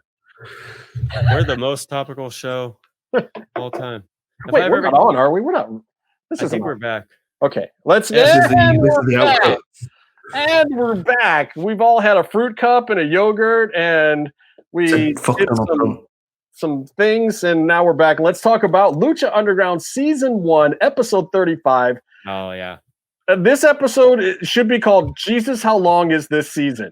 I know, right? No, actually, this episode isn't bad pace-wise. This is Justin's own personal segment because me and Byron have not watched this. Oh, stop it. Oh, I have watched it, and I have a lot to say about it. Byron was there for this episode and got quite a bit of camera time along with with J. Ray and Casey and that old crew. I think who was also at the last episode. But this was a little bit more fun, I think, for the crowd. The crowd was hot for the last episode, too. The crowd was hot for this one. And rightfully so, because I think this wasn't great in a lot of ways, but it was fun. Like, you wouldn't have been mad if you were there. It wasn't terrible to watch it on TV. There just wasn't a ton to write home about, But let's get into it. So the first vignette is another cinematic one. This is a skip chasing masterpiece here of Pentagon sitting there, and this is kind of our first look at the Maestro, who is walking around the rice paper walls and comes into the room. We don't know who this is, but it's a little weird when you know what the actual storyline ends up being because of how Pentagon talks to this person about how he wants to destroy Vampiro and how that, basically Vampiro's a little bitch. And, and then he says, then you must destroy the man he's become. Pentagon says he's not the man he once was, and the Maestro says, then you must destroy the man that he's become. And then Pentagon says, then Ian Hodgkinson will become my sacrifice. So I guess it's a little foreshadowing, but he's foreshadowing it to the guy that he's talking about. I have a question. Sorry if that's a spoiler for anybody who hasn't seen the. Like this was filmed before someone said no. I have a question, by the way. Yeah, go ahead, Byron. So Vampiro, who by the way is doing great with life and blah blah blah, and I'm still waiting on that almond milk recipe. But at this point, he had a pretty good distinct limp. You know? Yeah, a little bit. It was noticeable. If you're in a room with the dude and all the dude is doing is slowly walking, would you be like, oh, this guy kind of hobbles like the guy? But I mean, they made the shadow lumber, and then he kind of comes in, on the side of the camera. Yeah, so you can't really tell, even though there is a little hiccup to it. Not for us. I mean, for Penta. Also, at some point, he's gonna try to light Vampiro on fire.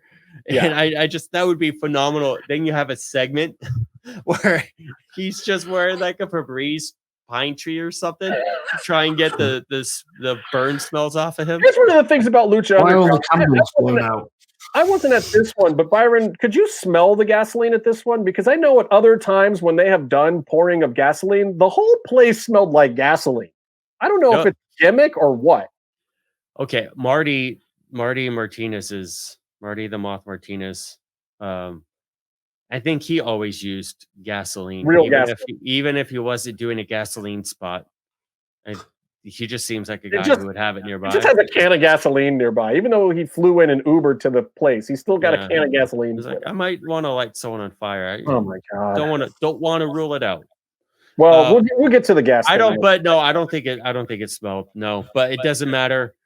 I was super stoked. I was like, super ready to see an actual murder at a wrestling show. Well, and this was the thing at Lucha Underground at the time. Nobody knew if they were going to go that route. After the XPWs and ECWs of the world, there had been some pretty crazy things that had happened in wrestling, and that kind of stuff had been gone from the mainstream for a while.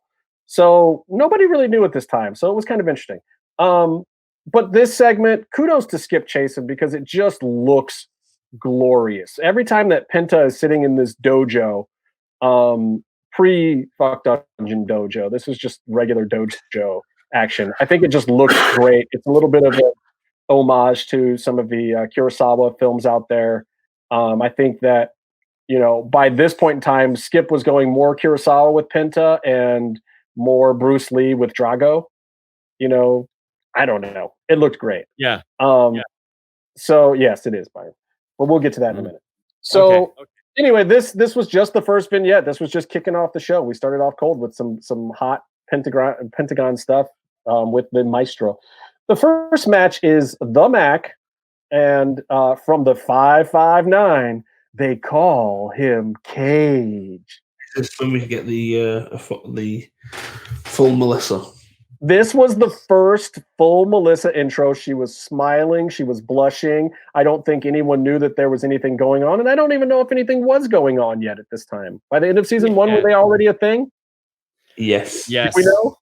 First of all, for those who don't know, Melissa and Cage weren't supposed to be a thing when they initially became a thing, but they were a thing. No, people know because they got walked in on because they were banging at whatever. And it's a whole thing. And if you follow them both on Lucha Underground, it's fucking disgusting. But they didn't try to keep it a secret after that, after they were outed. But it is a sweet story. They're a good couple, and they have a kid, and it is kind of sweet to go back and to see her, first being. Well, they have a kid, but he has kids. Plural, right? Well, I'm not trying to talk his business. As we said, he's the nicest guy in the world, but he was not supposed to be doing what he did when he did a thing that he did.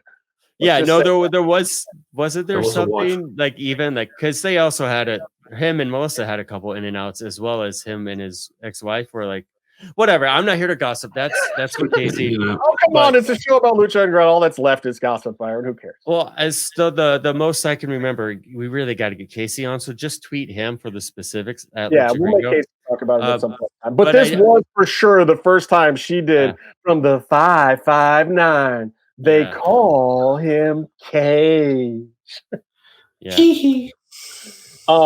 But the more interesting thing about this is at this point in Lucha Underground, Cage had only lost one time, and it was a bit of a screw job, and he loses. To who? I mean, that's it. Oh yeah, sets up. Sorry. Wait, was he fighting Chris Benoit? Or are we not mentioning the No. name? So it was the Mac, and look, it was a good match. And Cage was so perfect at this point in time in history because he does spots like he does the drawn out suplex of Mac, and he holds him up forever, like forever. Yeah. It's ridiculous. And Mac is not huge, but he's big enough to not be holding up forever, and he's awkward to hold. You know, he's not like one giant solid muscle kind of guy. Cage holds him up forever, but then he does a ton of indie wrestler spots and leg slap kicks and all sorts of stuff. He was the perfect hybrid at this point in time in wrestling history to bridge the gap between what people were looking for from a monster WWE type guy and from an indie wrestler. And it's part of the reason why Cage got over so huge, and one of the reasons why I'm still disgusted that he hasn't gotten over more. He is the hybrid. It is a bummer. He probably needs to go to WWE. Maybe, but I think WWE will strip him of the indie stuff that makes him different from those other guys. And he's too short. And his gimmick is get my shit in, you know? Right. I was super excited when he got his run at Impact, but he hurt himself and he ended up, the contract expired while he was hurt and he didn't actually do anything with the title run. But that was a moment where you have that same feeling. This guy should be on top. He always comes in and he's all because he just has that presence. He comes in as a legitimate fighter, but he jobs the champ like he did in AEW, like he did in Lucha Underground.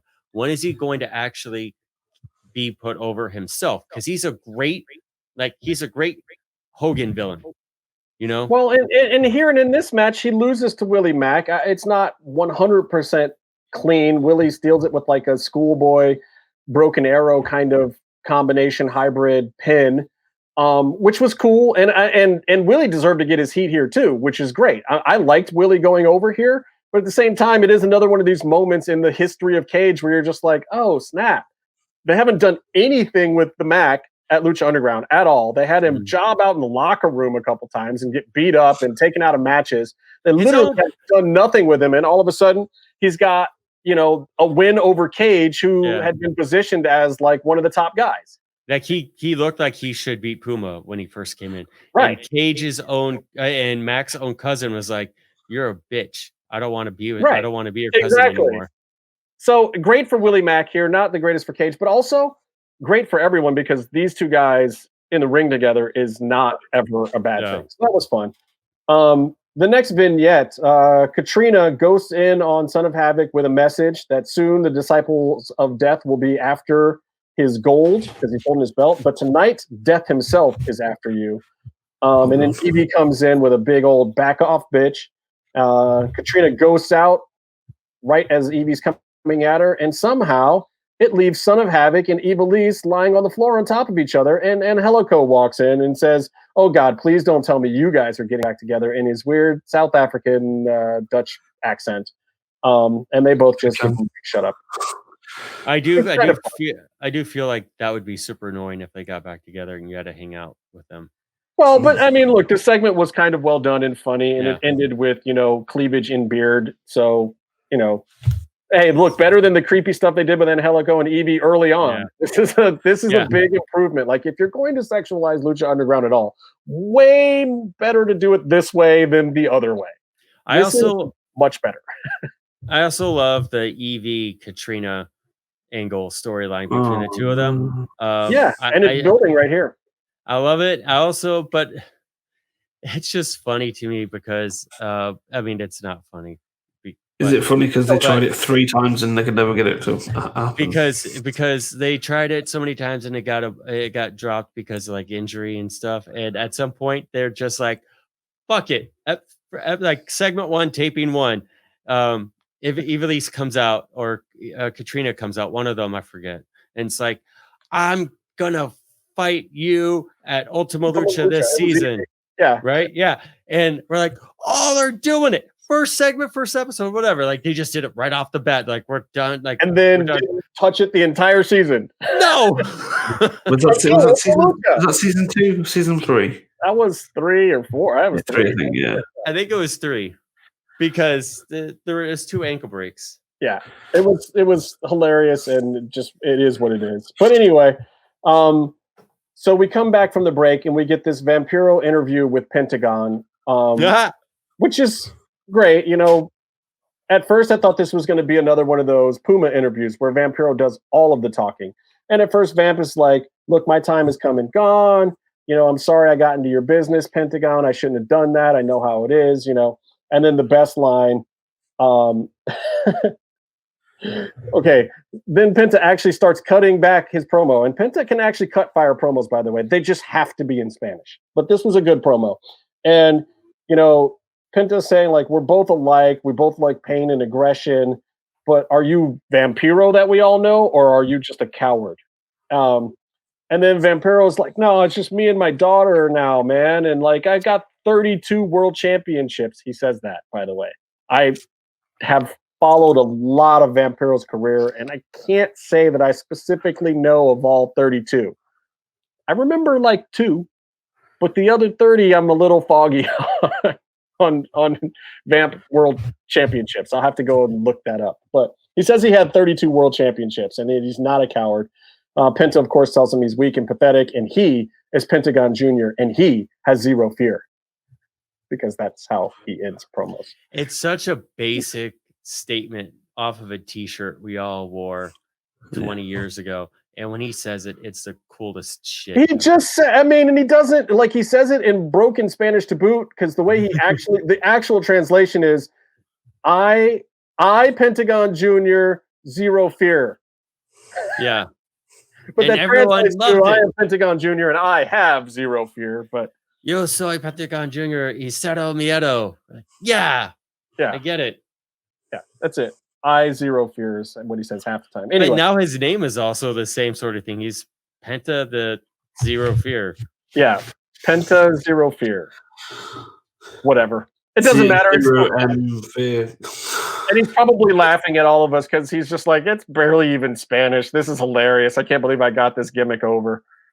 But Penta can cut fire promos. Mm-hmm. Anyway, next match is the aforementioned Mil Muertes versus Son of Havoc. Here, let me read my notes specifically. My note says, Son of Havoc looks appropriately ineffective against Mil right off the bat and throughout the duration of this match.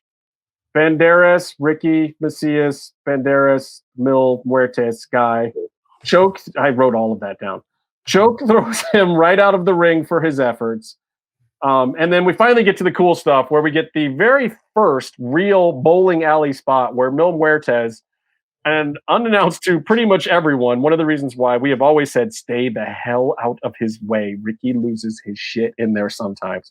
He just bowling alleys Son of Havoc right through all of the chairs, and at the time the chairs were tied together behind Vampiro at the commentary desk. Vamp does not look pleased about this. And if you know anything about your Lucha Libre history, Vampiro and El Macias have had their wars and matches, and he goes back and forth on how he feels about Ricky all the time.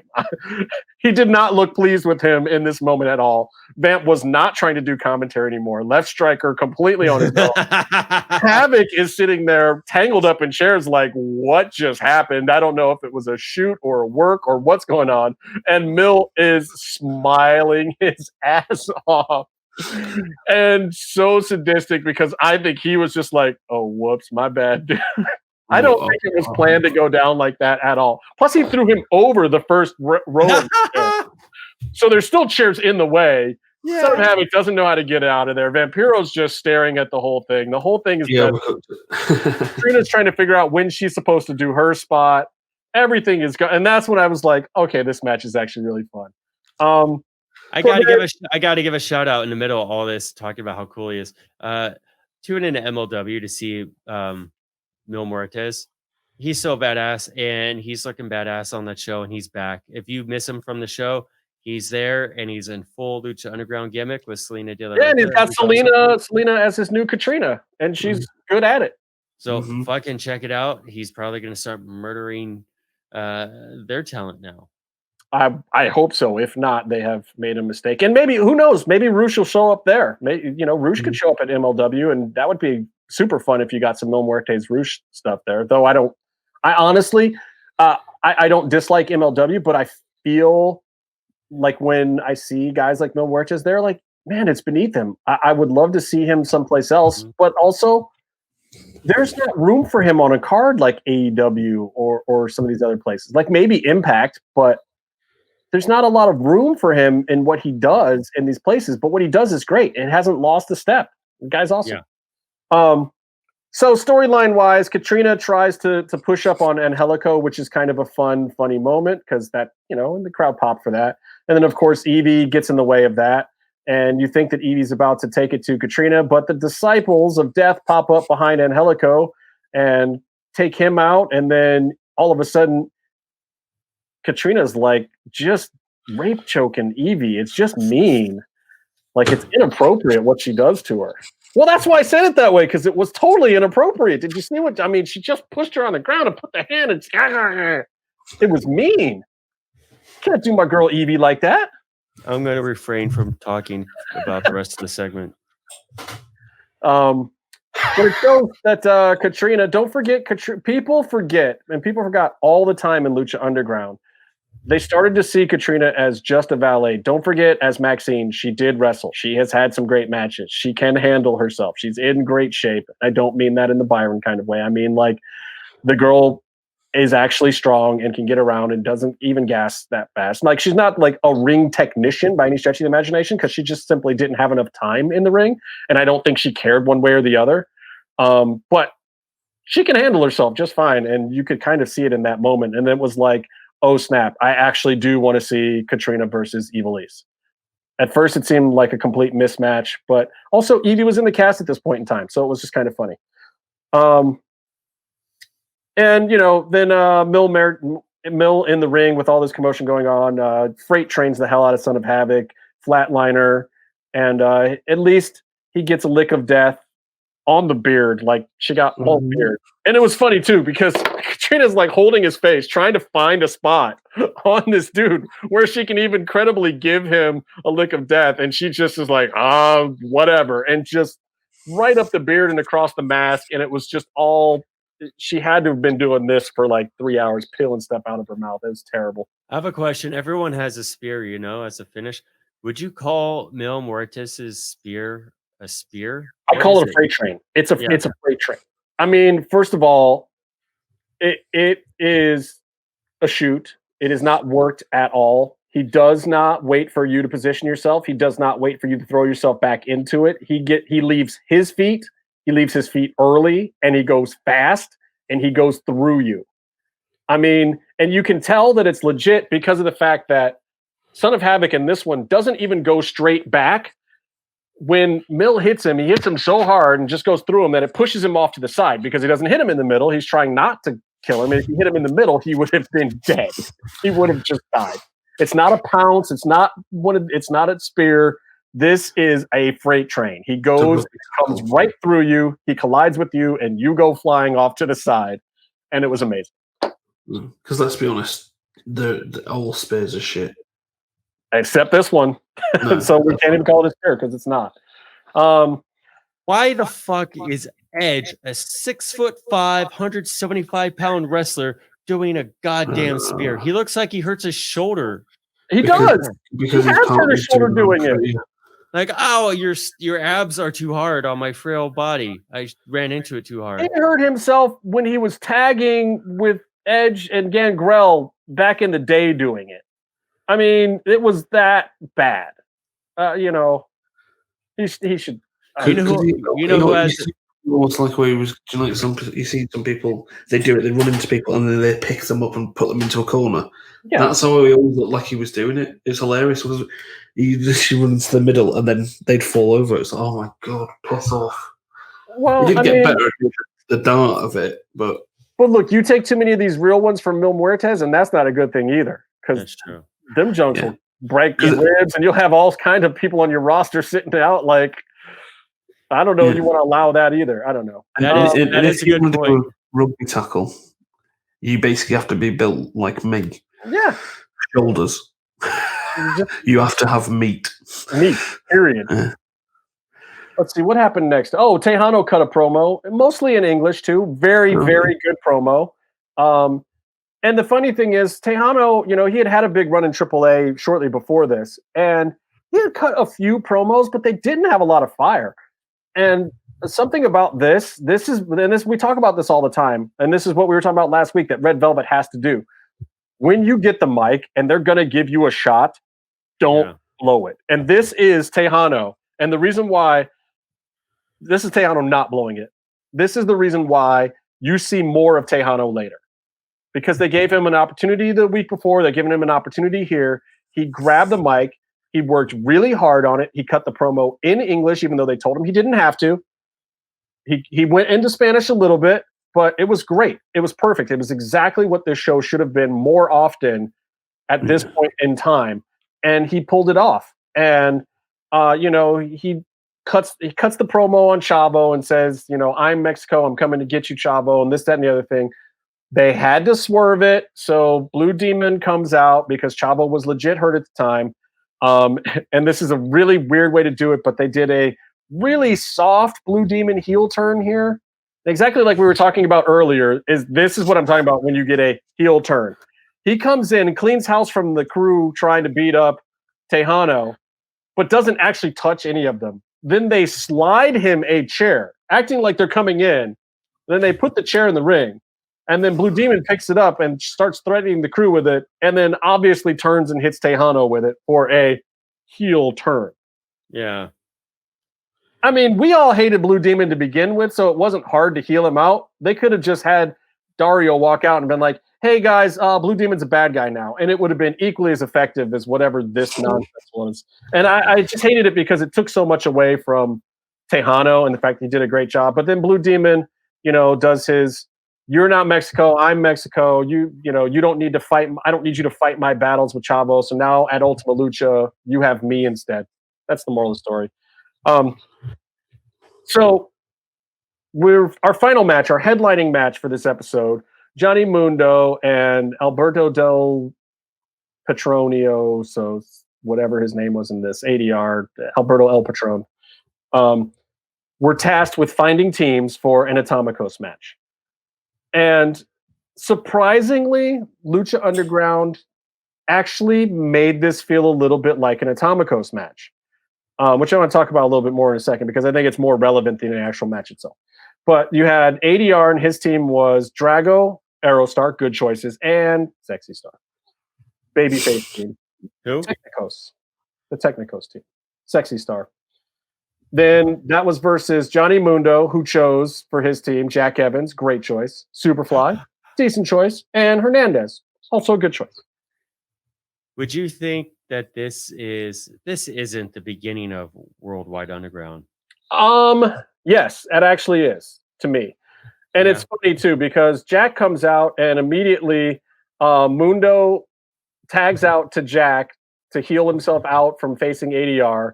Jack goes in and does a bunch of cocky, flippy shit, and then ADR just lays him out. And that is hilarious, perfect Jack Evans stuff. And you already see how well a guy like Mundo could be as the top heel with a guy like Jack under him. It worked perfectly. So yes, this moment right here may have very well, in fact, been the beginning of what became Worldwide Underground. Look, you get a real taste of Atomicos in this match for a little bit with Aerostar, Drago, Jack, and Superfly. So you get that, and they let that play out for a while.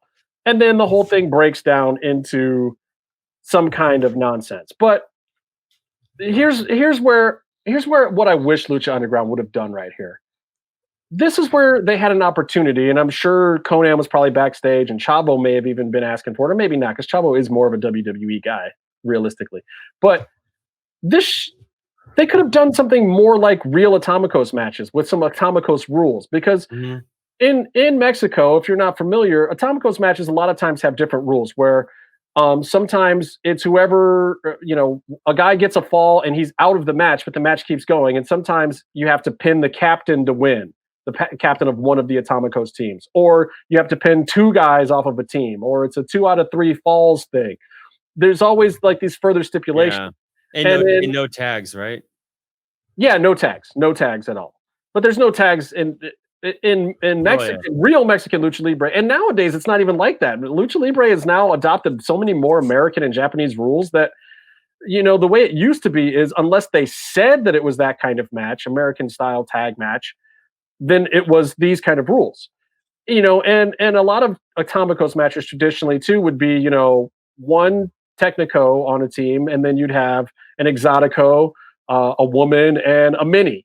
Sometimes it would be these different styles together too. But you go to a Lucha Libre event back in the 90s or 2000s, and it was like 6 Atomicos matches on the card. There would be like 40 luchadors at a show, and half of the matches would be Atomicos matches. And I like that Lucha Underground was bringing that style. And look, you got a big roster. This is a good way to serve the roster. And, if you're a fan of Lucha Libre, you better be into this kind of thing because this is part of Lucha Libre. Fast-paced, in and out thing. And they actually pulled off some of that. I was actually very surprised. We talk about these 8-man tag matches at AEW every week. Maybe they need to have Atomicos rules. And Lucha Underground kind of played it across both lines. But then you got guys like Mundo and ADR and Hernandez in there.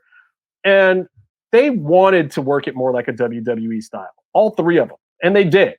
And that kind of ground it down to a halt, which is why I think they should have announced ahead of time that it was more of an Atomicos style match, made clear the rules to American fans, and given us a little bit of that taste of that real Lucha Libre history. I think it was a missed opportunity to do that, and they really just kind of threw it out there, put the name on it, but still booked it like Americans would book it. Mm-hmm. Why? Like doing a mixed match halfway through. Yeah. And I get it. Lucha Underground's supposed to be this hybrid of things, but the wrestlers themselves that are in there already show you that it's a hybrid of these styles. Yeah. So why not make the rule set a little more concrete in being just the Mexican style Atomicos match? It's the first time they've ever announced an Atomicos match on Lucha Underground, to my knowledge. This is making me think of the birthday show that we're eventually producing. Yes. That would be a great match to put on the card. Okay, let's do it. But what a happens real is Atomicos match. We do a real Atomicos match. They put on a good match, and then we come in the ring because it's our birthday, and then we pin every single person in the match. Because we're the promoters. So we're the only people. We're the only people we could count on as promoters. Okay, Byron, this could be really, really good. If we do that, can I heel turn and cake smash you at the end of it?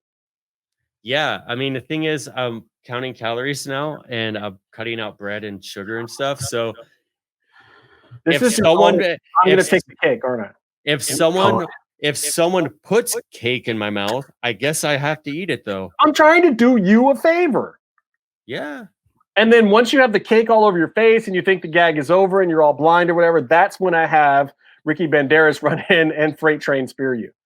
We can always, instead of having a sponge in the middle, we can just put knives and broken glass. I was going to put razor blades in there, but because that's when Casey comes out and turns it into a death match.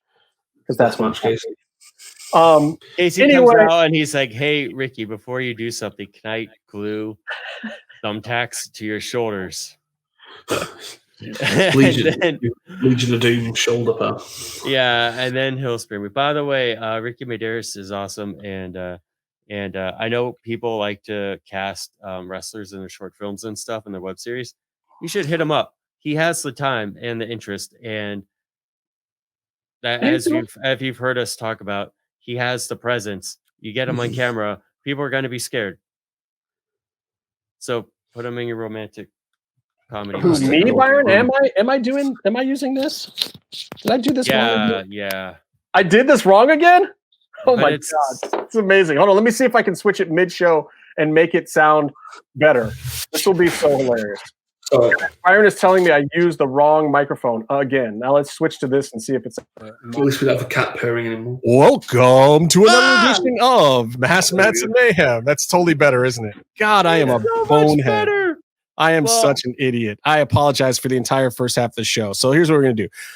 Don't turn it off. Don't change anything. We won't edit this. We'll leave all of that show, but I'm just going to start over from the beginning, and you guys just stick with us for another hour and a half.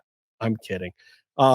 Anyway, so this episode of Lucha Underground ended. Or this match ended with Johnny Mundo getting a roll up on Sexy Star and having to use a handful of tights? Like, was that even necessary? And not even really doing it. He didn't even get the tights, but he was trying to make it look like he grabbed the tights, but she was wearing like a one-piece thing that was underneath the outer skirt thing. So there was nothing to grab. It was hilarious. And he's trying to make it look like this big heel thing that like he has to use grabbing the tights to pin Sexy Star. Well, it's also like what I like about it is that maybe he doesn't need to, but he did it anyway. He's being a dick about it. He was being a gentleman. He wanted to make it look like he had to go the extra mile to beat her. That was very nice of him. That was very gentlemanly of you, Mr. Mundo. Post-match, Penta attacks Vampiro with a chair during the wrap-up. Dumps gasoline on him. Can I tell you live? Yeah. Talk us through it. At the tapings, Casey and I Penta was our favorite. So we're like trying to figure out, is he in town this weekend? Is he in town this Sunday? Because he worked Saturday, that sort of thing. Right. So you never really knew. We're like trying to figure out, where'd you go? So we're like, the taping for that episode had sort of wrapped up. We're like, oh, Penta wasn't on this one, And then they're doing just the boring commentary, wrap up at the end. And then you see Penta just sneak out, and I have the biggest shit-eating grin on my face. I'm so happy. And on TV, it's even better. He comes out, and he just fucking kicks Vampiro in the back of the head. Headset flies off. Oh, it was so great. And then he holds the gas can on him, and we're like, attempted murder. It really was super murdery. Especially after we'd already seen the bowling alley spot over there. That section got a lot of action in this particular episode.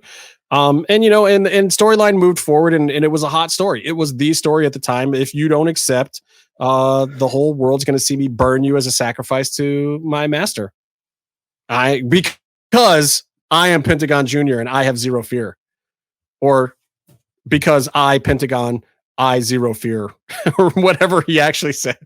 But whatever. Listen, man, it was great. It was good stuff. You do what he says. You absolutely do.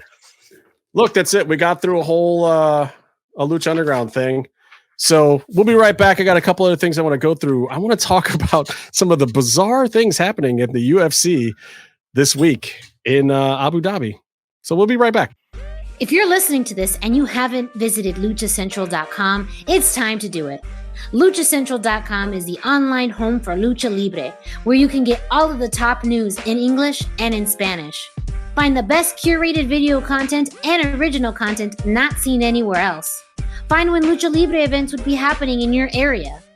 Find photo galleries from top photographers covering Lucha Libre around the world. From weekly polls to annual awards. Seen and read by top executives in all of the major Lucha Libre promotions across the globe. And on top of that, it's free. LuchaCentral.com, your centralized place for all things Lucha Libre. You do realize the lead singer of Tin Lizzy was black, don't you, Byron? I'm sorry, why are you saying any of this to me? Because he was Irish and black. And we're back. Hey, is this thing on? Now? Yeah. Wow. Wait. Well, let me try that again. And we're back. You like that? I feel really or do I do it more? And we're back.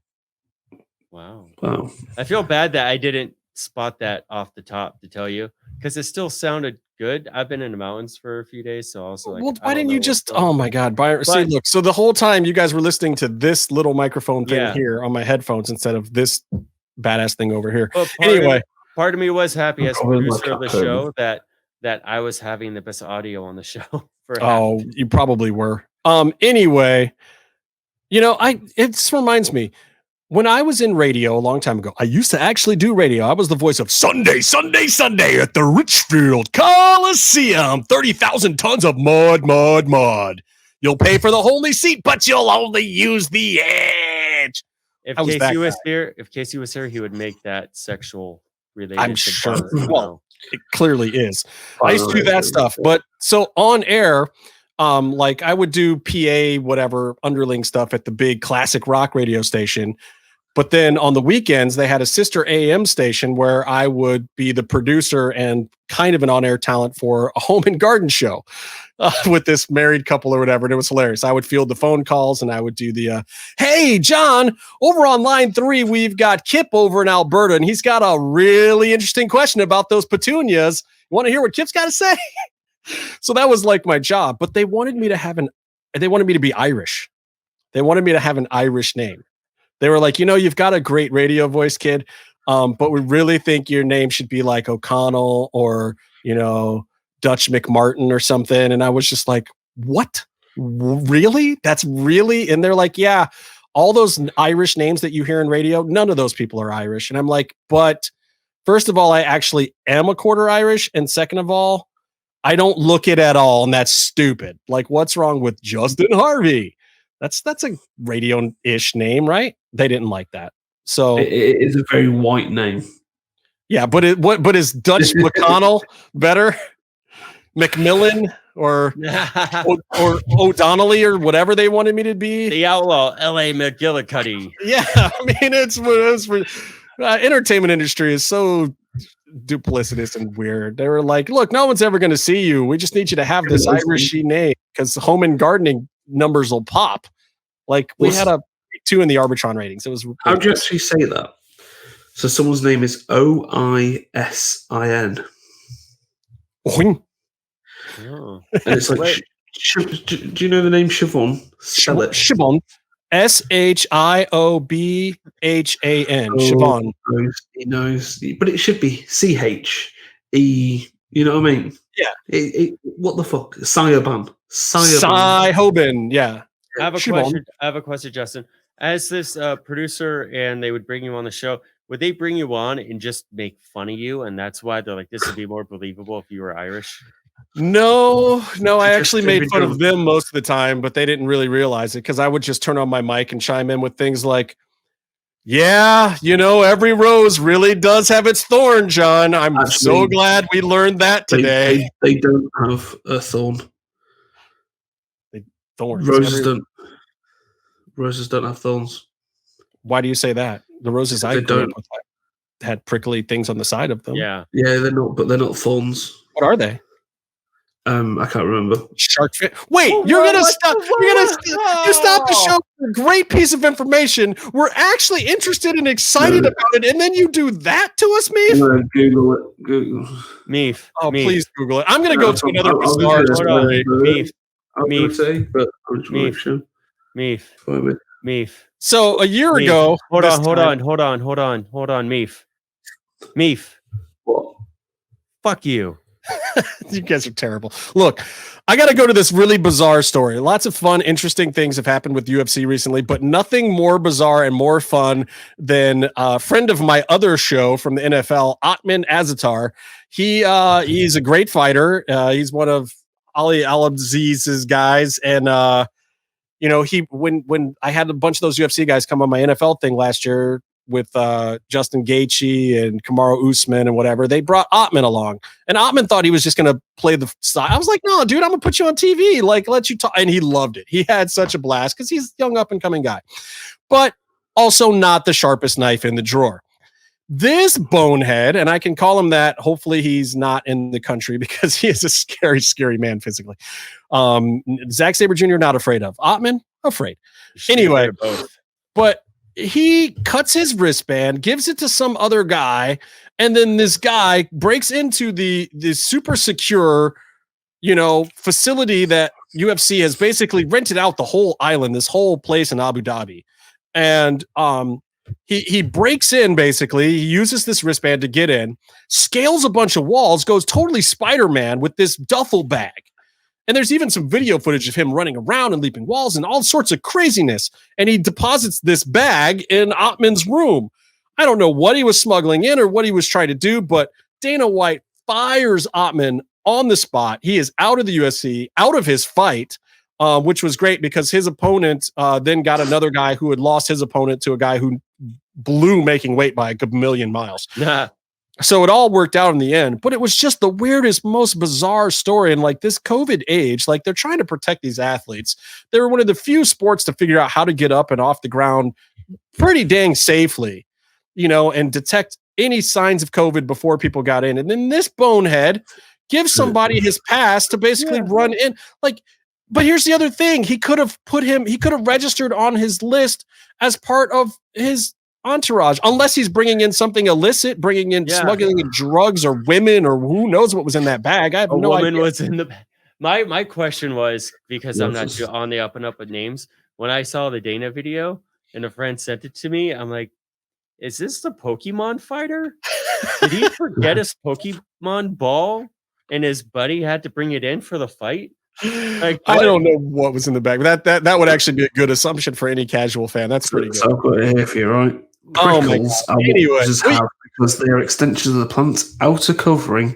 Prickles contain no vascular material and so easy to remove than thorns or spines. So they're not thorns; they're prickles. No. Yeah. Well, you're a prickle for telling us, Dave. You're a prickle and a half. Thank you, appreciate that. Prickles, people. You learn something every week here on the MMM show. And by the way, if you are still listening to the show and you have not gone to luchacentral.com/2020 awards, you are not a denizen of deliciousness. If you consider yourself a denizen of deliciousness, you need to go over there and you need to vote for MMM show immediately. Yeah. Immediately. You tell all your friends to vote for the delicious daddies. Bluetooth logo? What Bluetooth logo? What? Yeah, do you know the Bluetooth logo? Yeah. And where it comes from, the name Bluetooth. No. Harold Bluetooth, the Viking king, is the runes for his name because he united the whole of Norway. What has happened, Byron? Our show is 4 hours long and you're doing this shit. All right. So, look, we used to talk about UFC on this show all the time, but one of the main reasons why we don't is because we typically record on Saturdays before any of the events, and then Meatloaf typically takes us down some dark alley and beats us up and then wonders why they ban him on Facebook for going down dark alleys. That's a callback. Anyway, so other UFC stuff. We used to talk about UFC all the time on the show. This used to be one of the things, and Casey is a UFC fan. These two guys don't watch a ton of it, but look, there's some big fun. Last week we had Max Holloway versus Calvin Kattar, and it was just an absolute masterclass in stand-up fighting. Super fun to watch. If you're a fan of that kind of stuff, Max Holloway doesn't really have the knockout power, so it went the distance, which was, I think, unfortunate for him. Didn't really make his case in a lot of ways, but also he just tore the guy up, and Kattar is not a bad fighter.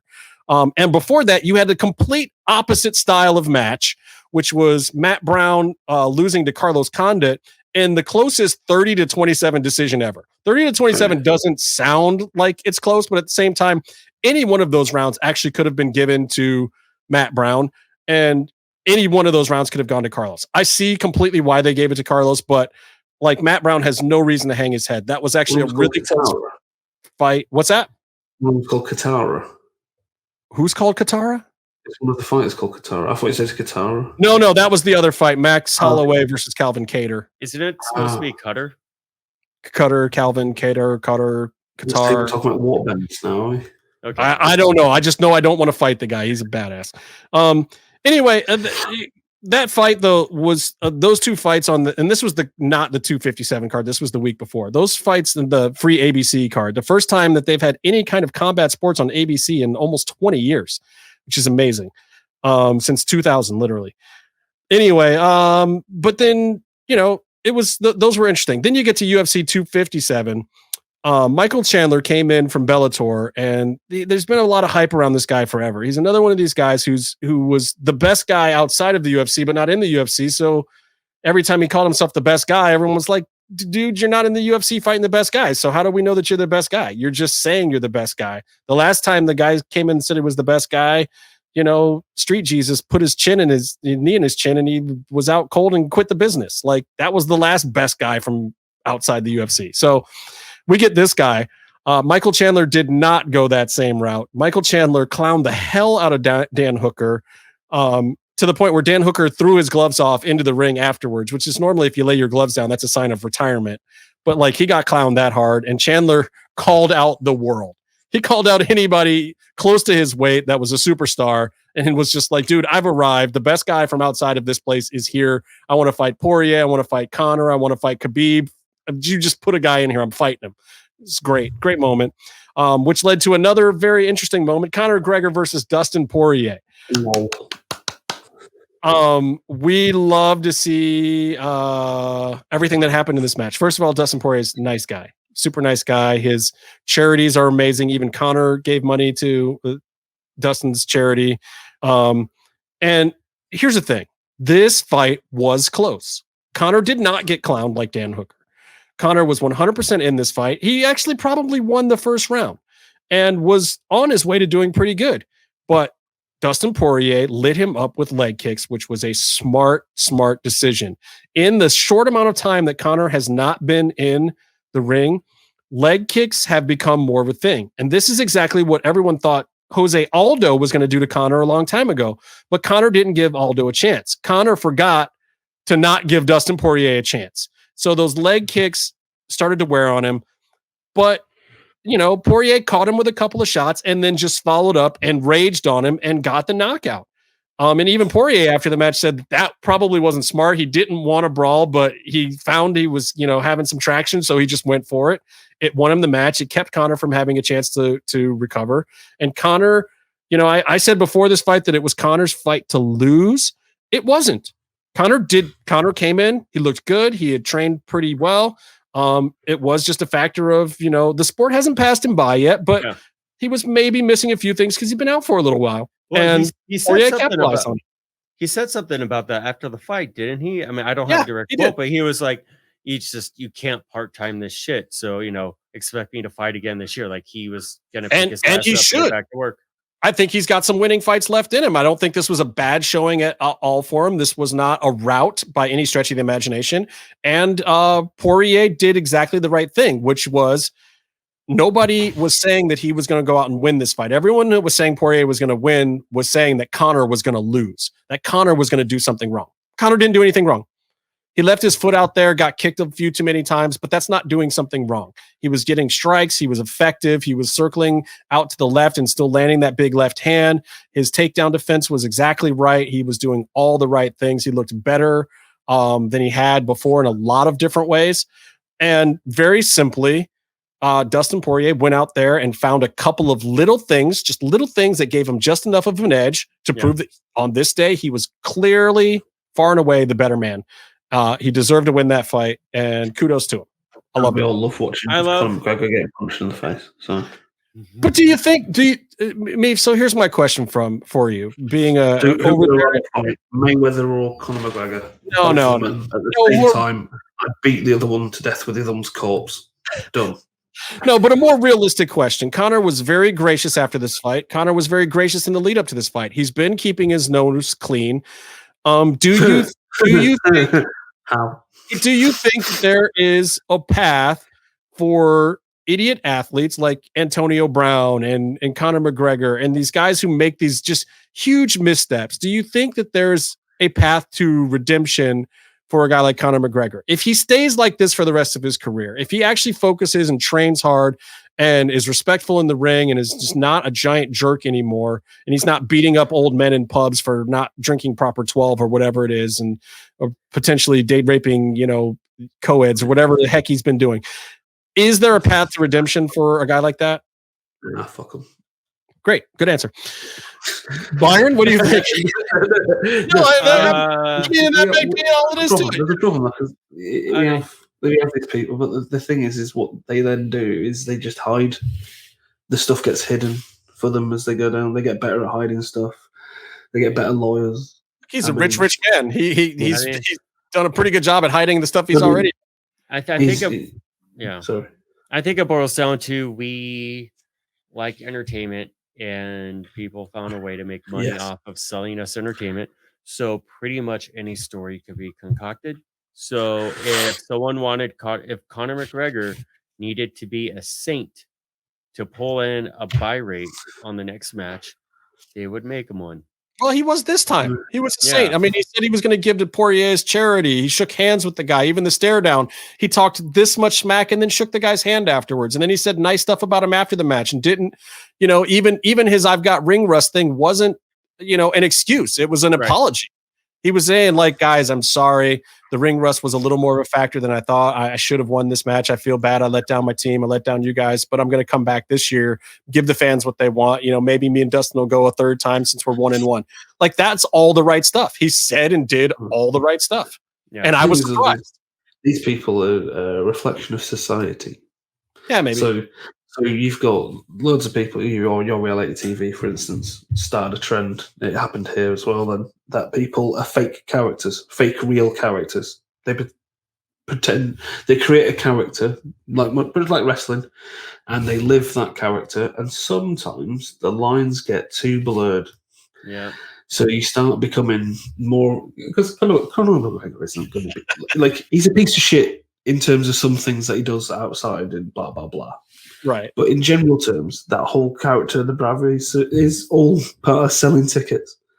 Which is smart. I mean, look, that's the smartest thing he's done. The smartest thing he ever did was talk a tremendous amount of crap and then really actually find ways to back it up for a year and a half when it meant the most.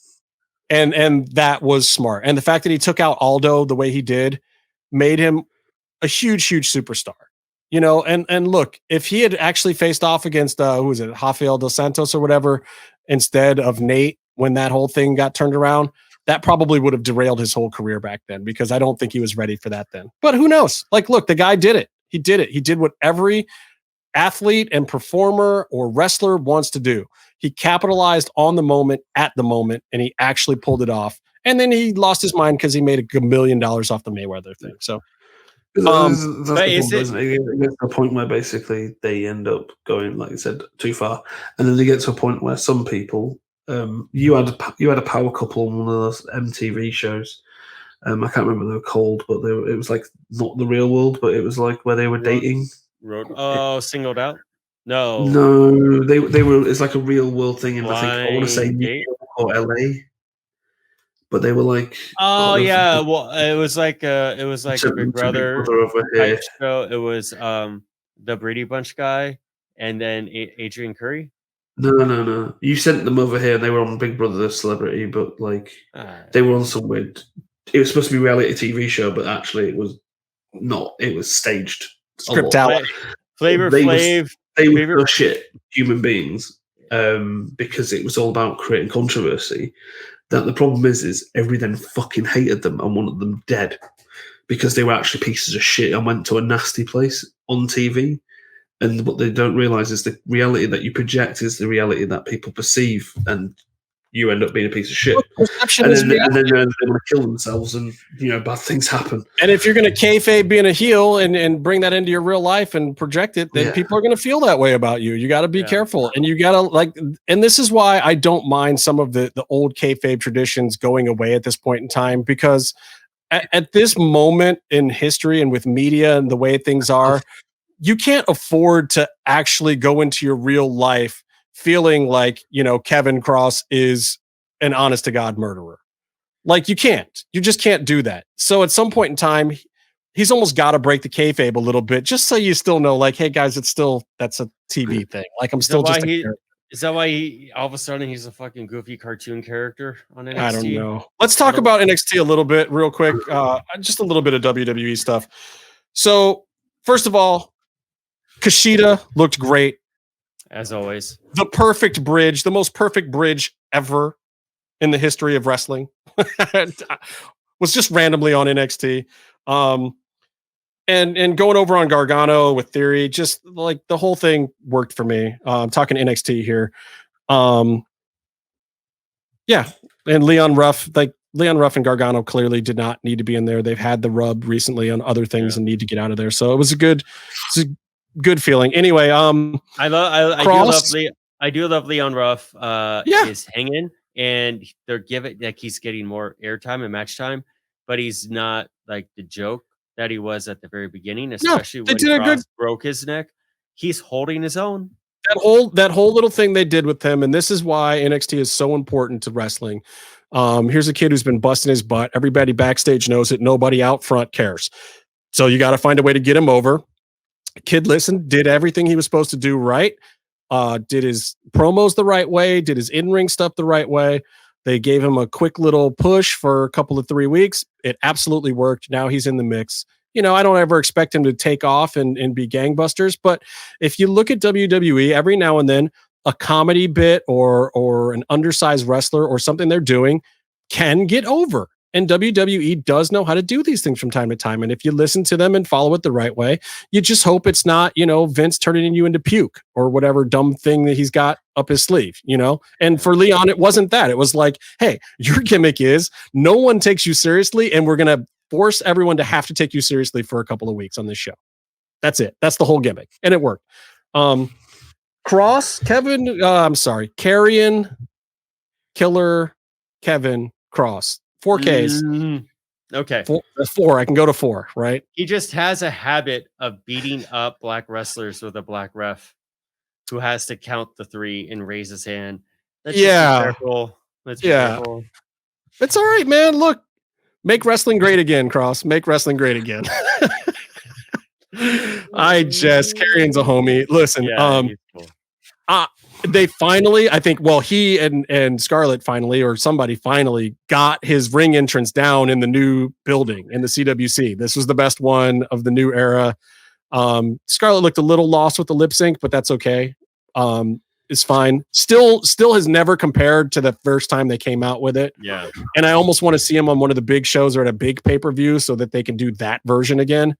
But for the shorter, quicker CWC version, they finally did it right. Something that AEW takes 7 months to get right. They got right in a couple of weeks after he came back. The first couple times.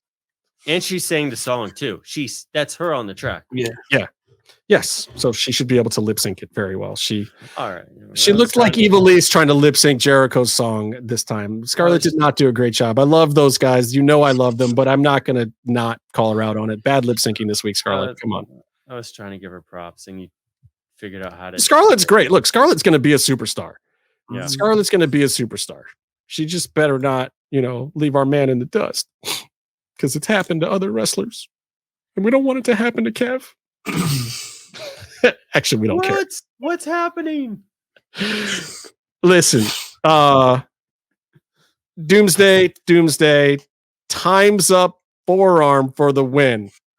Now, we talked about this a few weeks ago where WWE makes you do things like stand in the corner and stomp your feet before you do, a super kick and things like that. So now, Roman Reigns has to cock the pistol before he does the Superman punch. That weird rapey pounding his fists on the ground. There's a lot of hard words on So now Mr. Cross does a little tick-tock, time's up, and a back of the head forearm thing. I don't like it. I don't know if I do either, but I think it's here to stay, guys. Here's the thing. I thought the first time looked okay. Cool. This one I thought looked like garbage, and I don't think it's necessarily his fault. No, I just feel like this is weird agenting and it's coming from the back. I really doubt this is coming from him. And like the opponent didn't stand up right and present right and all that stuff. And there's timing and blocking. And there's just too much up in the air to make this look good. And also, this guy he's a legit like power lifter, legit like strong guy, and also a legit fighter. There's a reason his punches look so awful is because he can and does not want to murder people. And now his finish is a fucking blow to the back of the head. I know. And here's the thing. There's so many other ways he could do this and have the same effect. Like if he does times up and then does a Muay Thai elbow, something that would be a little more in his style. Like I get that a forearm, they're trying to make him look, like a legit cage fighter kind of guy. But the thing is, he actually has those skills. So why don't you let him actually use a modified version of one of those moves? Just like when he was using the cross jacket and doing a safe version of a rear naked choke and using the cross jacket. If he's going to do a times up elbow, let's at least make it a Muay Thai style elbow. And if you do a Muay Thai style elbow and you come down right here in the shoulder, you're not going to hurt anybody. He's not going to legit knock somebody out. But the back of the head thing. Times up elbow. At that point, he's depending so much on someone else, because he's not gonna, I don't know if he did, I don't remember, but I don't think he's gonna thigh slap a super kick you could kind of make good if someone doesn't do it because Right. doesn't so right. You clap and whatever, and people cheer. But I just think that it goes back to what you're saying at the end of the Damian Priest match, where Damian Priest, who's this big dude, and couldn't even lift a cross up for a signature Falcon Arrow. It reminds me of those forearms that people do where they do the punching, and then all of a sudden someone goes back, like hits the ropes, comes back with a big forearm, and they go back into the ropes. It just seems like that.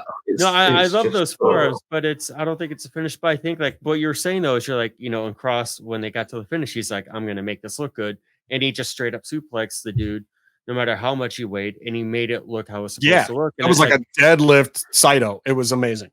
And I'm not saying, and I get, okay, moving beyond the Saito for a finish. I get it, but that's also, that's a situation where he will make that look good no matter what. Well, and I get this. The reason for this move, and you have to understand the way that WWE works and the writing is, it's like there's only 12 notes that a man can play kind of thing. Like you want a song to sound different, but at the end of the day, like it's 3 chords and you sing a hook over it.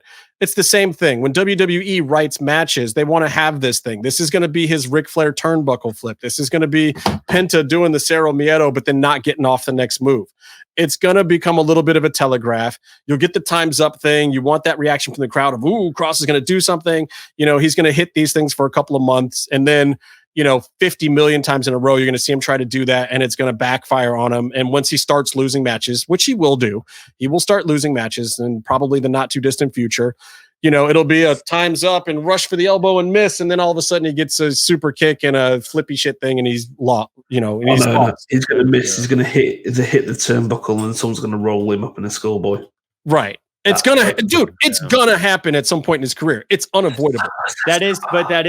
That is a good point with constructing a finish for your character, because you think of, I need to be able to hit it in so many different ways and make it look good on so many different opponents. Right. But as far as storytelling, you need. But what I'm saying is I don't think this is going to stay a finish. I think this is going to be a story setup move and not an actual finish when you get the completed version of Cross, is what I'm saying. But I like what I'm getting from your point is also like you also need a finish that can be countered to have that storytelling aspect, and his 2 finishes do not. You can't do it with a Saito. How are you going to get out of that? I don't, and no one should. I get the cross jacket shouldn't have a bunch of people scooting to the ring ropes. It shouldn't have a bunch of people escaping it. It should not, and it also shouldn't be the finishing move he uses every time.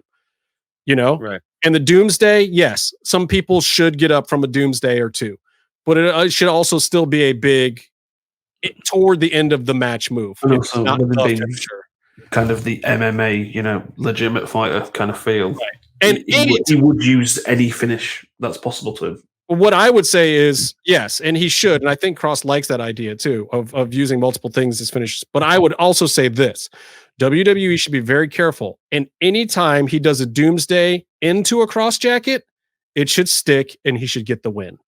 Mm-hmm. If he does the 2 moves back to back, the other guy should never be getting out of it. And if they start doing that, it's going to be exactly. And if there's a spear and a jackhammer back to back, the guy should lose because that's the way you book Goldberg. And it should be the same way with Cross. So he sets up the Doomsday, and all of a sudden something happens that keep him from getting the cross jacket in. That's good in-ring storytelling. If you do that, I'm okay. But if you have him do both, and then the guy is just scooting to the ropes like he's in some lame lion tamer or something, I'm not going to co-sign that. Anyway, it was interesting. Caden Carter and Casey Canizaro versus Tony Storm and Mercedes Martinez. This is the what the fuck match of all time to me. Casey Canizaro was that flippy shit black splash twisting finish a botch or brilliant? No, that was brilliant. That was move. She landed. She was flat, man. She went either 2 spins too quick or whatever. She landed. She was like this for like the last 5 foot. That was a senton. What was it supposed to look like? Okay, we were talking about Impact earlier at their pay-per-view. Kiera Hogan and what's her partner's name? Anyway, they got a new name and everything. They got the cool ring gear, and they won the women's tag tournament over in Impact. Is it Tasha? Yeah, Tasha. Yeah. And they were so green, like on so many levels, and the match just like they tried to make it a good match, and they did all the right things. And I like that they're getting the push; they deserve it. But this felt like that to me. I'm watching this match, and I'm just like, what is going on here? This looks like the women's tag match in Impact, and it definitely should not. Am I crazy? I don't understand her as a performer in terms of because I've never liked her actual in-ring ability anyway. I know she's like, I know she's that like old ninja warrior, but like you could literally snap her leg with one kick. Right. But I think this was the first match that she's had where she was a viable character in a fighting thing. I don't know, man. I'm gonna reserve judgment and see what they do with her from here. But I just was like, I had too many question marks after this match, and I shouldn't have those. I thought she was gonna break her neck when she did a flip. I love the finish. I was not expecting that over, so I was like, to me, that's the whole match. It's just that finish. I thought that was I'll agree with you. I wasn't expecting it either, but then once she did it, I was expecting it to have been better than it was. I don't know. I mean, I thought that's what it was supposed to be. I have reservations over that being over doing a move like that and landing like that repeatedly, but I thought it was very impressive for high flying move. But we'll see if we'll see next time she wins the match. Yeah, that was I'm not being funny, but if her opponent had been about 6 inches to a foot towards the center, she's not wrestling ever again. Yeah, ever again. I'm with Meef on this one. All right. Bronson Pinchot Reed, the colossal one. I love Bronson Reed. Is now the human kaiju. Great gimmick. That's all I have to say about it. Top rope splash, huge for the win. HDF promo. Oh my God. Santos Escobar, perfect level of cockiness. Other champs other champs are stupid because they have to break curses. Genius. They have glass jaws. Super genius. Can't even make it to their first title defense. Double dig on Cross and Finn Balor in one statement. Mm-hmm. Talk about efficiency and effectiveness of words. Like, when did Santos Escobar become the perfect heel? Yeah. This is amazing. Yeah, he's always preferred to think those characters, to be honest with you. I mean, I should have started the show with this. I apologize that you had to sit through 2 hours of this or whatever to get to the point of where I say that in the morning. Santos Escobar is now the quintessential and perfect heel in wrestling. He is the best heel in wrestling right now. And look, I may not say that he's the best wrestler in wrestling right now. I still think that that's Rey Fenix, maybe Kenny Omega. I think that those guys are the top. There's different levels of things, isn't there? You know, there are, but he is absolutely the #1 top dog heel. That promo solidified it. All the work he's done in the last 6 months has been flawless, and this was the perfect cap off to that. And if they screw him out of his belt now and don't let him run with this thing for like another 2 years, they're idiots. They should just let him keep going until the end of frigging time. It's amazing. I love it. As a fan, and me, I'll let you go for all you want to see about him in a second. But I just want to point out, as a fan, you see a show with a bunch of people who carry belts around, right? And they tell you how important they are. But he comes out and he's like, I'm a champion. And there are other champions on the show, and he's carrying the 205 belt, which kind of usually doesn't mean anything. And he's like, listen, I'm champion, and you could just look at my track record. I'm better than the other champions. And as a fan, you're watching, you're going, yeah, no, this guy is the best champion on the show. Yeah, hands down.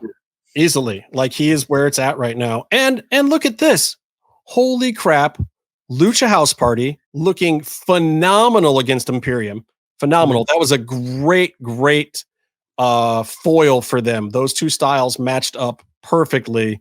And Imperium knew exactly what to do with those guys. Big kudos to Imperium. But we actually are going to get Legado del Fantasma versus Lucha House Party, which me and Meef were talking about before. Like, if the bracket, like, you looked at the bracket and you were like, oh my God, they have to do that. And then I thought, oh my God, they're not going to do that and put Imperium over here.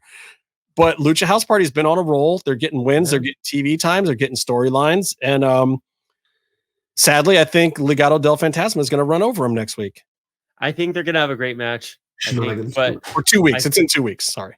I think they're going to have a great match. I think they're super excited for it, which is why you see them and you see that Grand Metalik doing so much cool shit, because he has a reason to for now. But so here's the question. Baron Corbin and Rey Mysterio aside, is WWE finally figuring out what to do with Lucha Libre a little bit? We'll make no jinxes here. Okay. We'll never count those chickens until in 2 weeks. We're getting a bona fide, real, honest to God Lucha Libre match, though, right? On NXT. Yeah. On NXT. I'll take it. It's a start. Yeah. You never. Maybe Vince doesn't even know about this one segment. Yeah. Don't broadcast it too much. He might find out. Every time he's like, "Okay, Hunter. So now on segment 4 on NXT, what's going on?" And he's like, "Oh, we have a brand new steak for you to eat. I'll talk to you afterwards." Hey, did Adam Pearce really get pushed out of the title picture already? That happened?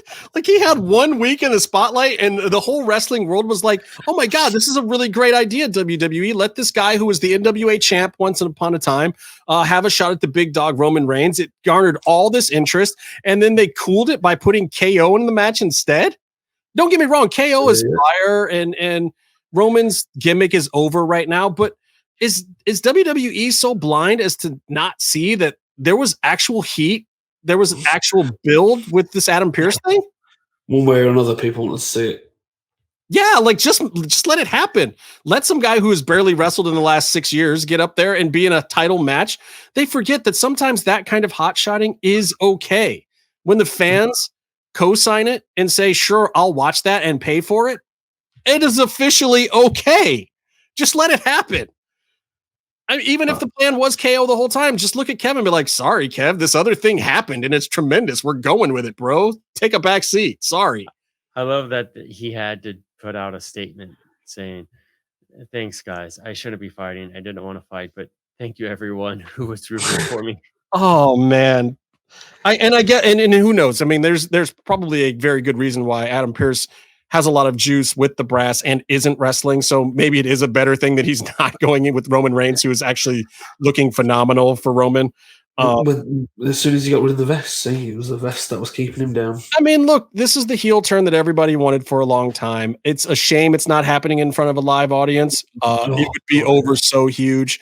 He could say 3 things in a segment and it would probably go on for half an hour with the chat. Soda raining down on him. Oh, I mean, you know, I'm baffled at the timing, but everyone except WWE has known for the longest time that a well-done Roman heel turn was going to be huge. And guess what? It is. Big surprise. The guy has money. He's a good actor. He's a decent wrestler. He's got the charisma. He's got all the boys in the back backing him up. So everybody will come out and do a great job to him or for him or whatever he needs. Like, it's perfect. Jey Uso has been playing into it great, being a mouthy heater somehow for Roman. Whoever came up with that brilliant idea, he's running with it while his brother's on the side. It's really well done. And, you know, it's funny because now the KO thing is so anticlimactic. I feel bad for Roman because like KO is just not going to get him the juice at this point, and it's just going to be a match. So they're going to have to come up with something fun for the finish of this thing to get some kind of heat on it. Go ahead. I was going to say that is kind of a bummer because KO has also kind of had that Cage sort of character where like he's such a great foil, you know, and they did a great Heyman promo with him, building him up, and that's cool. But why don't you do that when he's getting the run? Right. Yeah. We'll see. This is the weird WWE thing. This is why I also don't know how to feel about this current Shinsuke thing. Like, Shinsuke cut a great promo a couple weeks ago with his talking to Jey Uso. Like, if you're the little cousin and he's the big dog, does that make you a little puppy? That's the best English promo that Shinsuke's ever cut. And the way he did it with his weird thing, like, Shinsuke Nakamura, by the way, has absolutely no sense of rhythm. It is amazing how little rhythm he has. He's been listening to that theme song for 5 years now and can't figure out how to dance to it yet. It's amazing. Wait, Shinsuke hasn't figured out how to dance to something? Yeah, Shinsuke has got terrible rhythm. He is one Return of the Mac shy of getting slapped by me for his bad rhythm. First of all, go ahead and try. I wouldn't. I wouldn't. I've heard Shinsuke is legit nuts and will bar fight ball and knock people out. he's a crazy. I don't know. I think what happened was they're like, oh, we need someone for a program. So, Shinsuke, he does some stuff. Let's give him his old music and make him a main eventer for a few weeks. I don't know. I'd like to see it keep going. I feel like he's got a run in him right now, and they need somebody in the mid card to have a solid run. So I think it'd be nice to see another fun thing with Shinsuke. But we'll see. We'll see where it goes. Anyway, that's it. I'm not even going to talk about D-Bry and Cesaro and other fun things that I would love to talk about some other time, some other place. Anyway, Daniel Bryan wants to do a hair match at CMLL. I'm just going to end with this. I hope to God I get to see Taya versus Charlotte one time, just once, one match, and then Taya can go off and do reality shows with and Maurice or whatever else she's going to do. But I think that I need to see that match one time. Bring her into WWE for one match at WrestleMania. How great would that be? It would be great if Taya signed and got the program, got that one match, and then was like, I'm pregnant. That's exactly what I'm expecting to happen, by the way. I think that's what I kind of was happening. Maria and Mike Bennett fucking did it. And you know what? Good for them. They got a kid and great healthcare and some good paychecks, even though WWE was screwing them over the whole time. Yep, it's the way it happens. So anyway, go to luchacentral.com/2020 awards. Vote for the MMM show because you had a good time. And you had Casey, you had Meatloaf, you had Byron, you had me. And until next time, stay calm. Yeah, I agree. Wait, until what? Next time. What? Nothing, Byron. Nothing happening. Nothing to see here. Stay calm. Stay calm. Stay in the mix. Bye. Bye. Stay calm. Stay in the mix. Bye. I don't know what Meat said. You're fine. You're fine, Byron. It's all good. This show could be over. I just want to know what he just said. No, nothing. Nothing. Stay calm. Stay in the mix. Bye.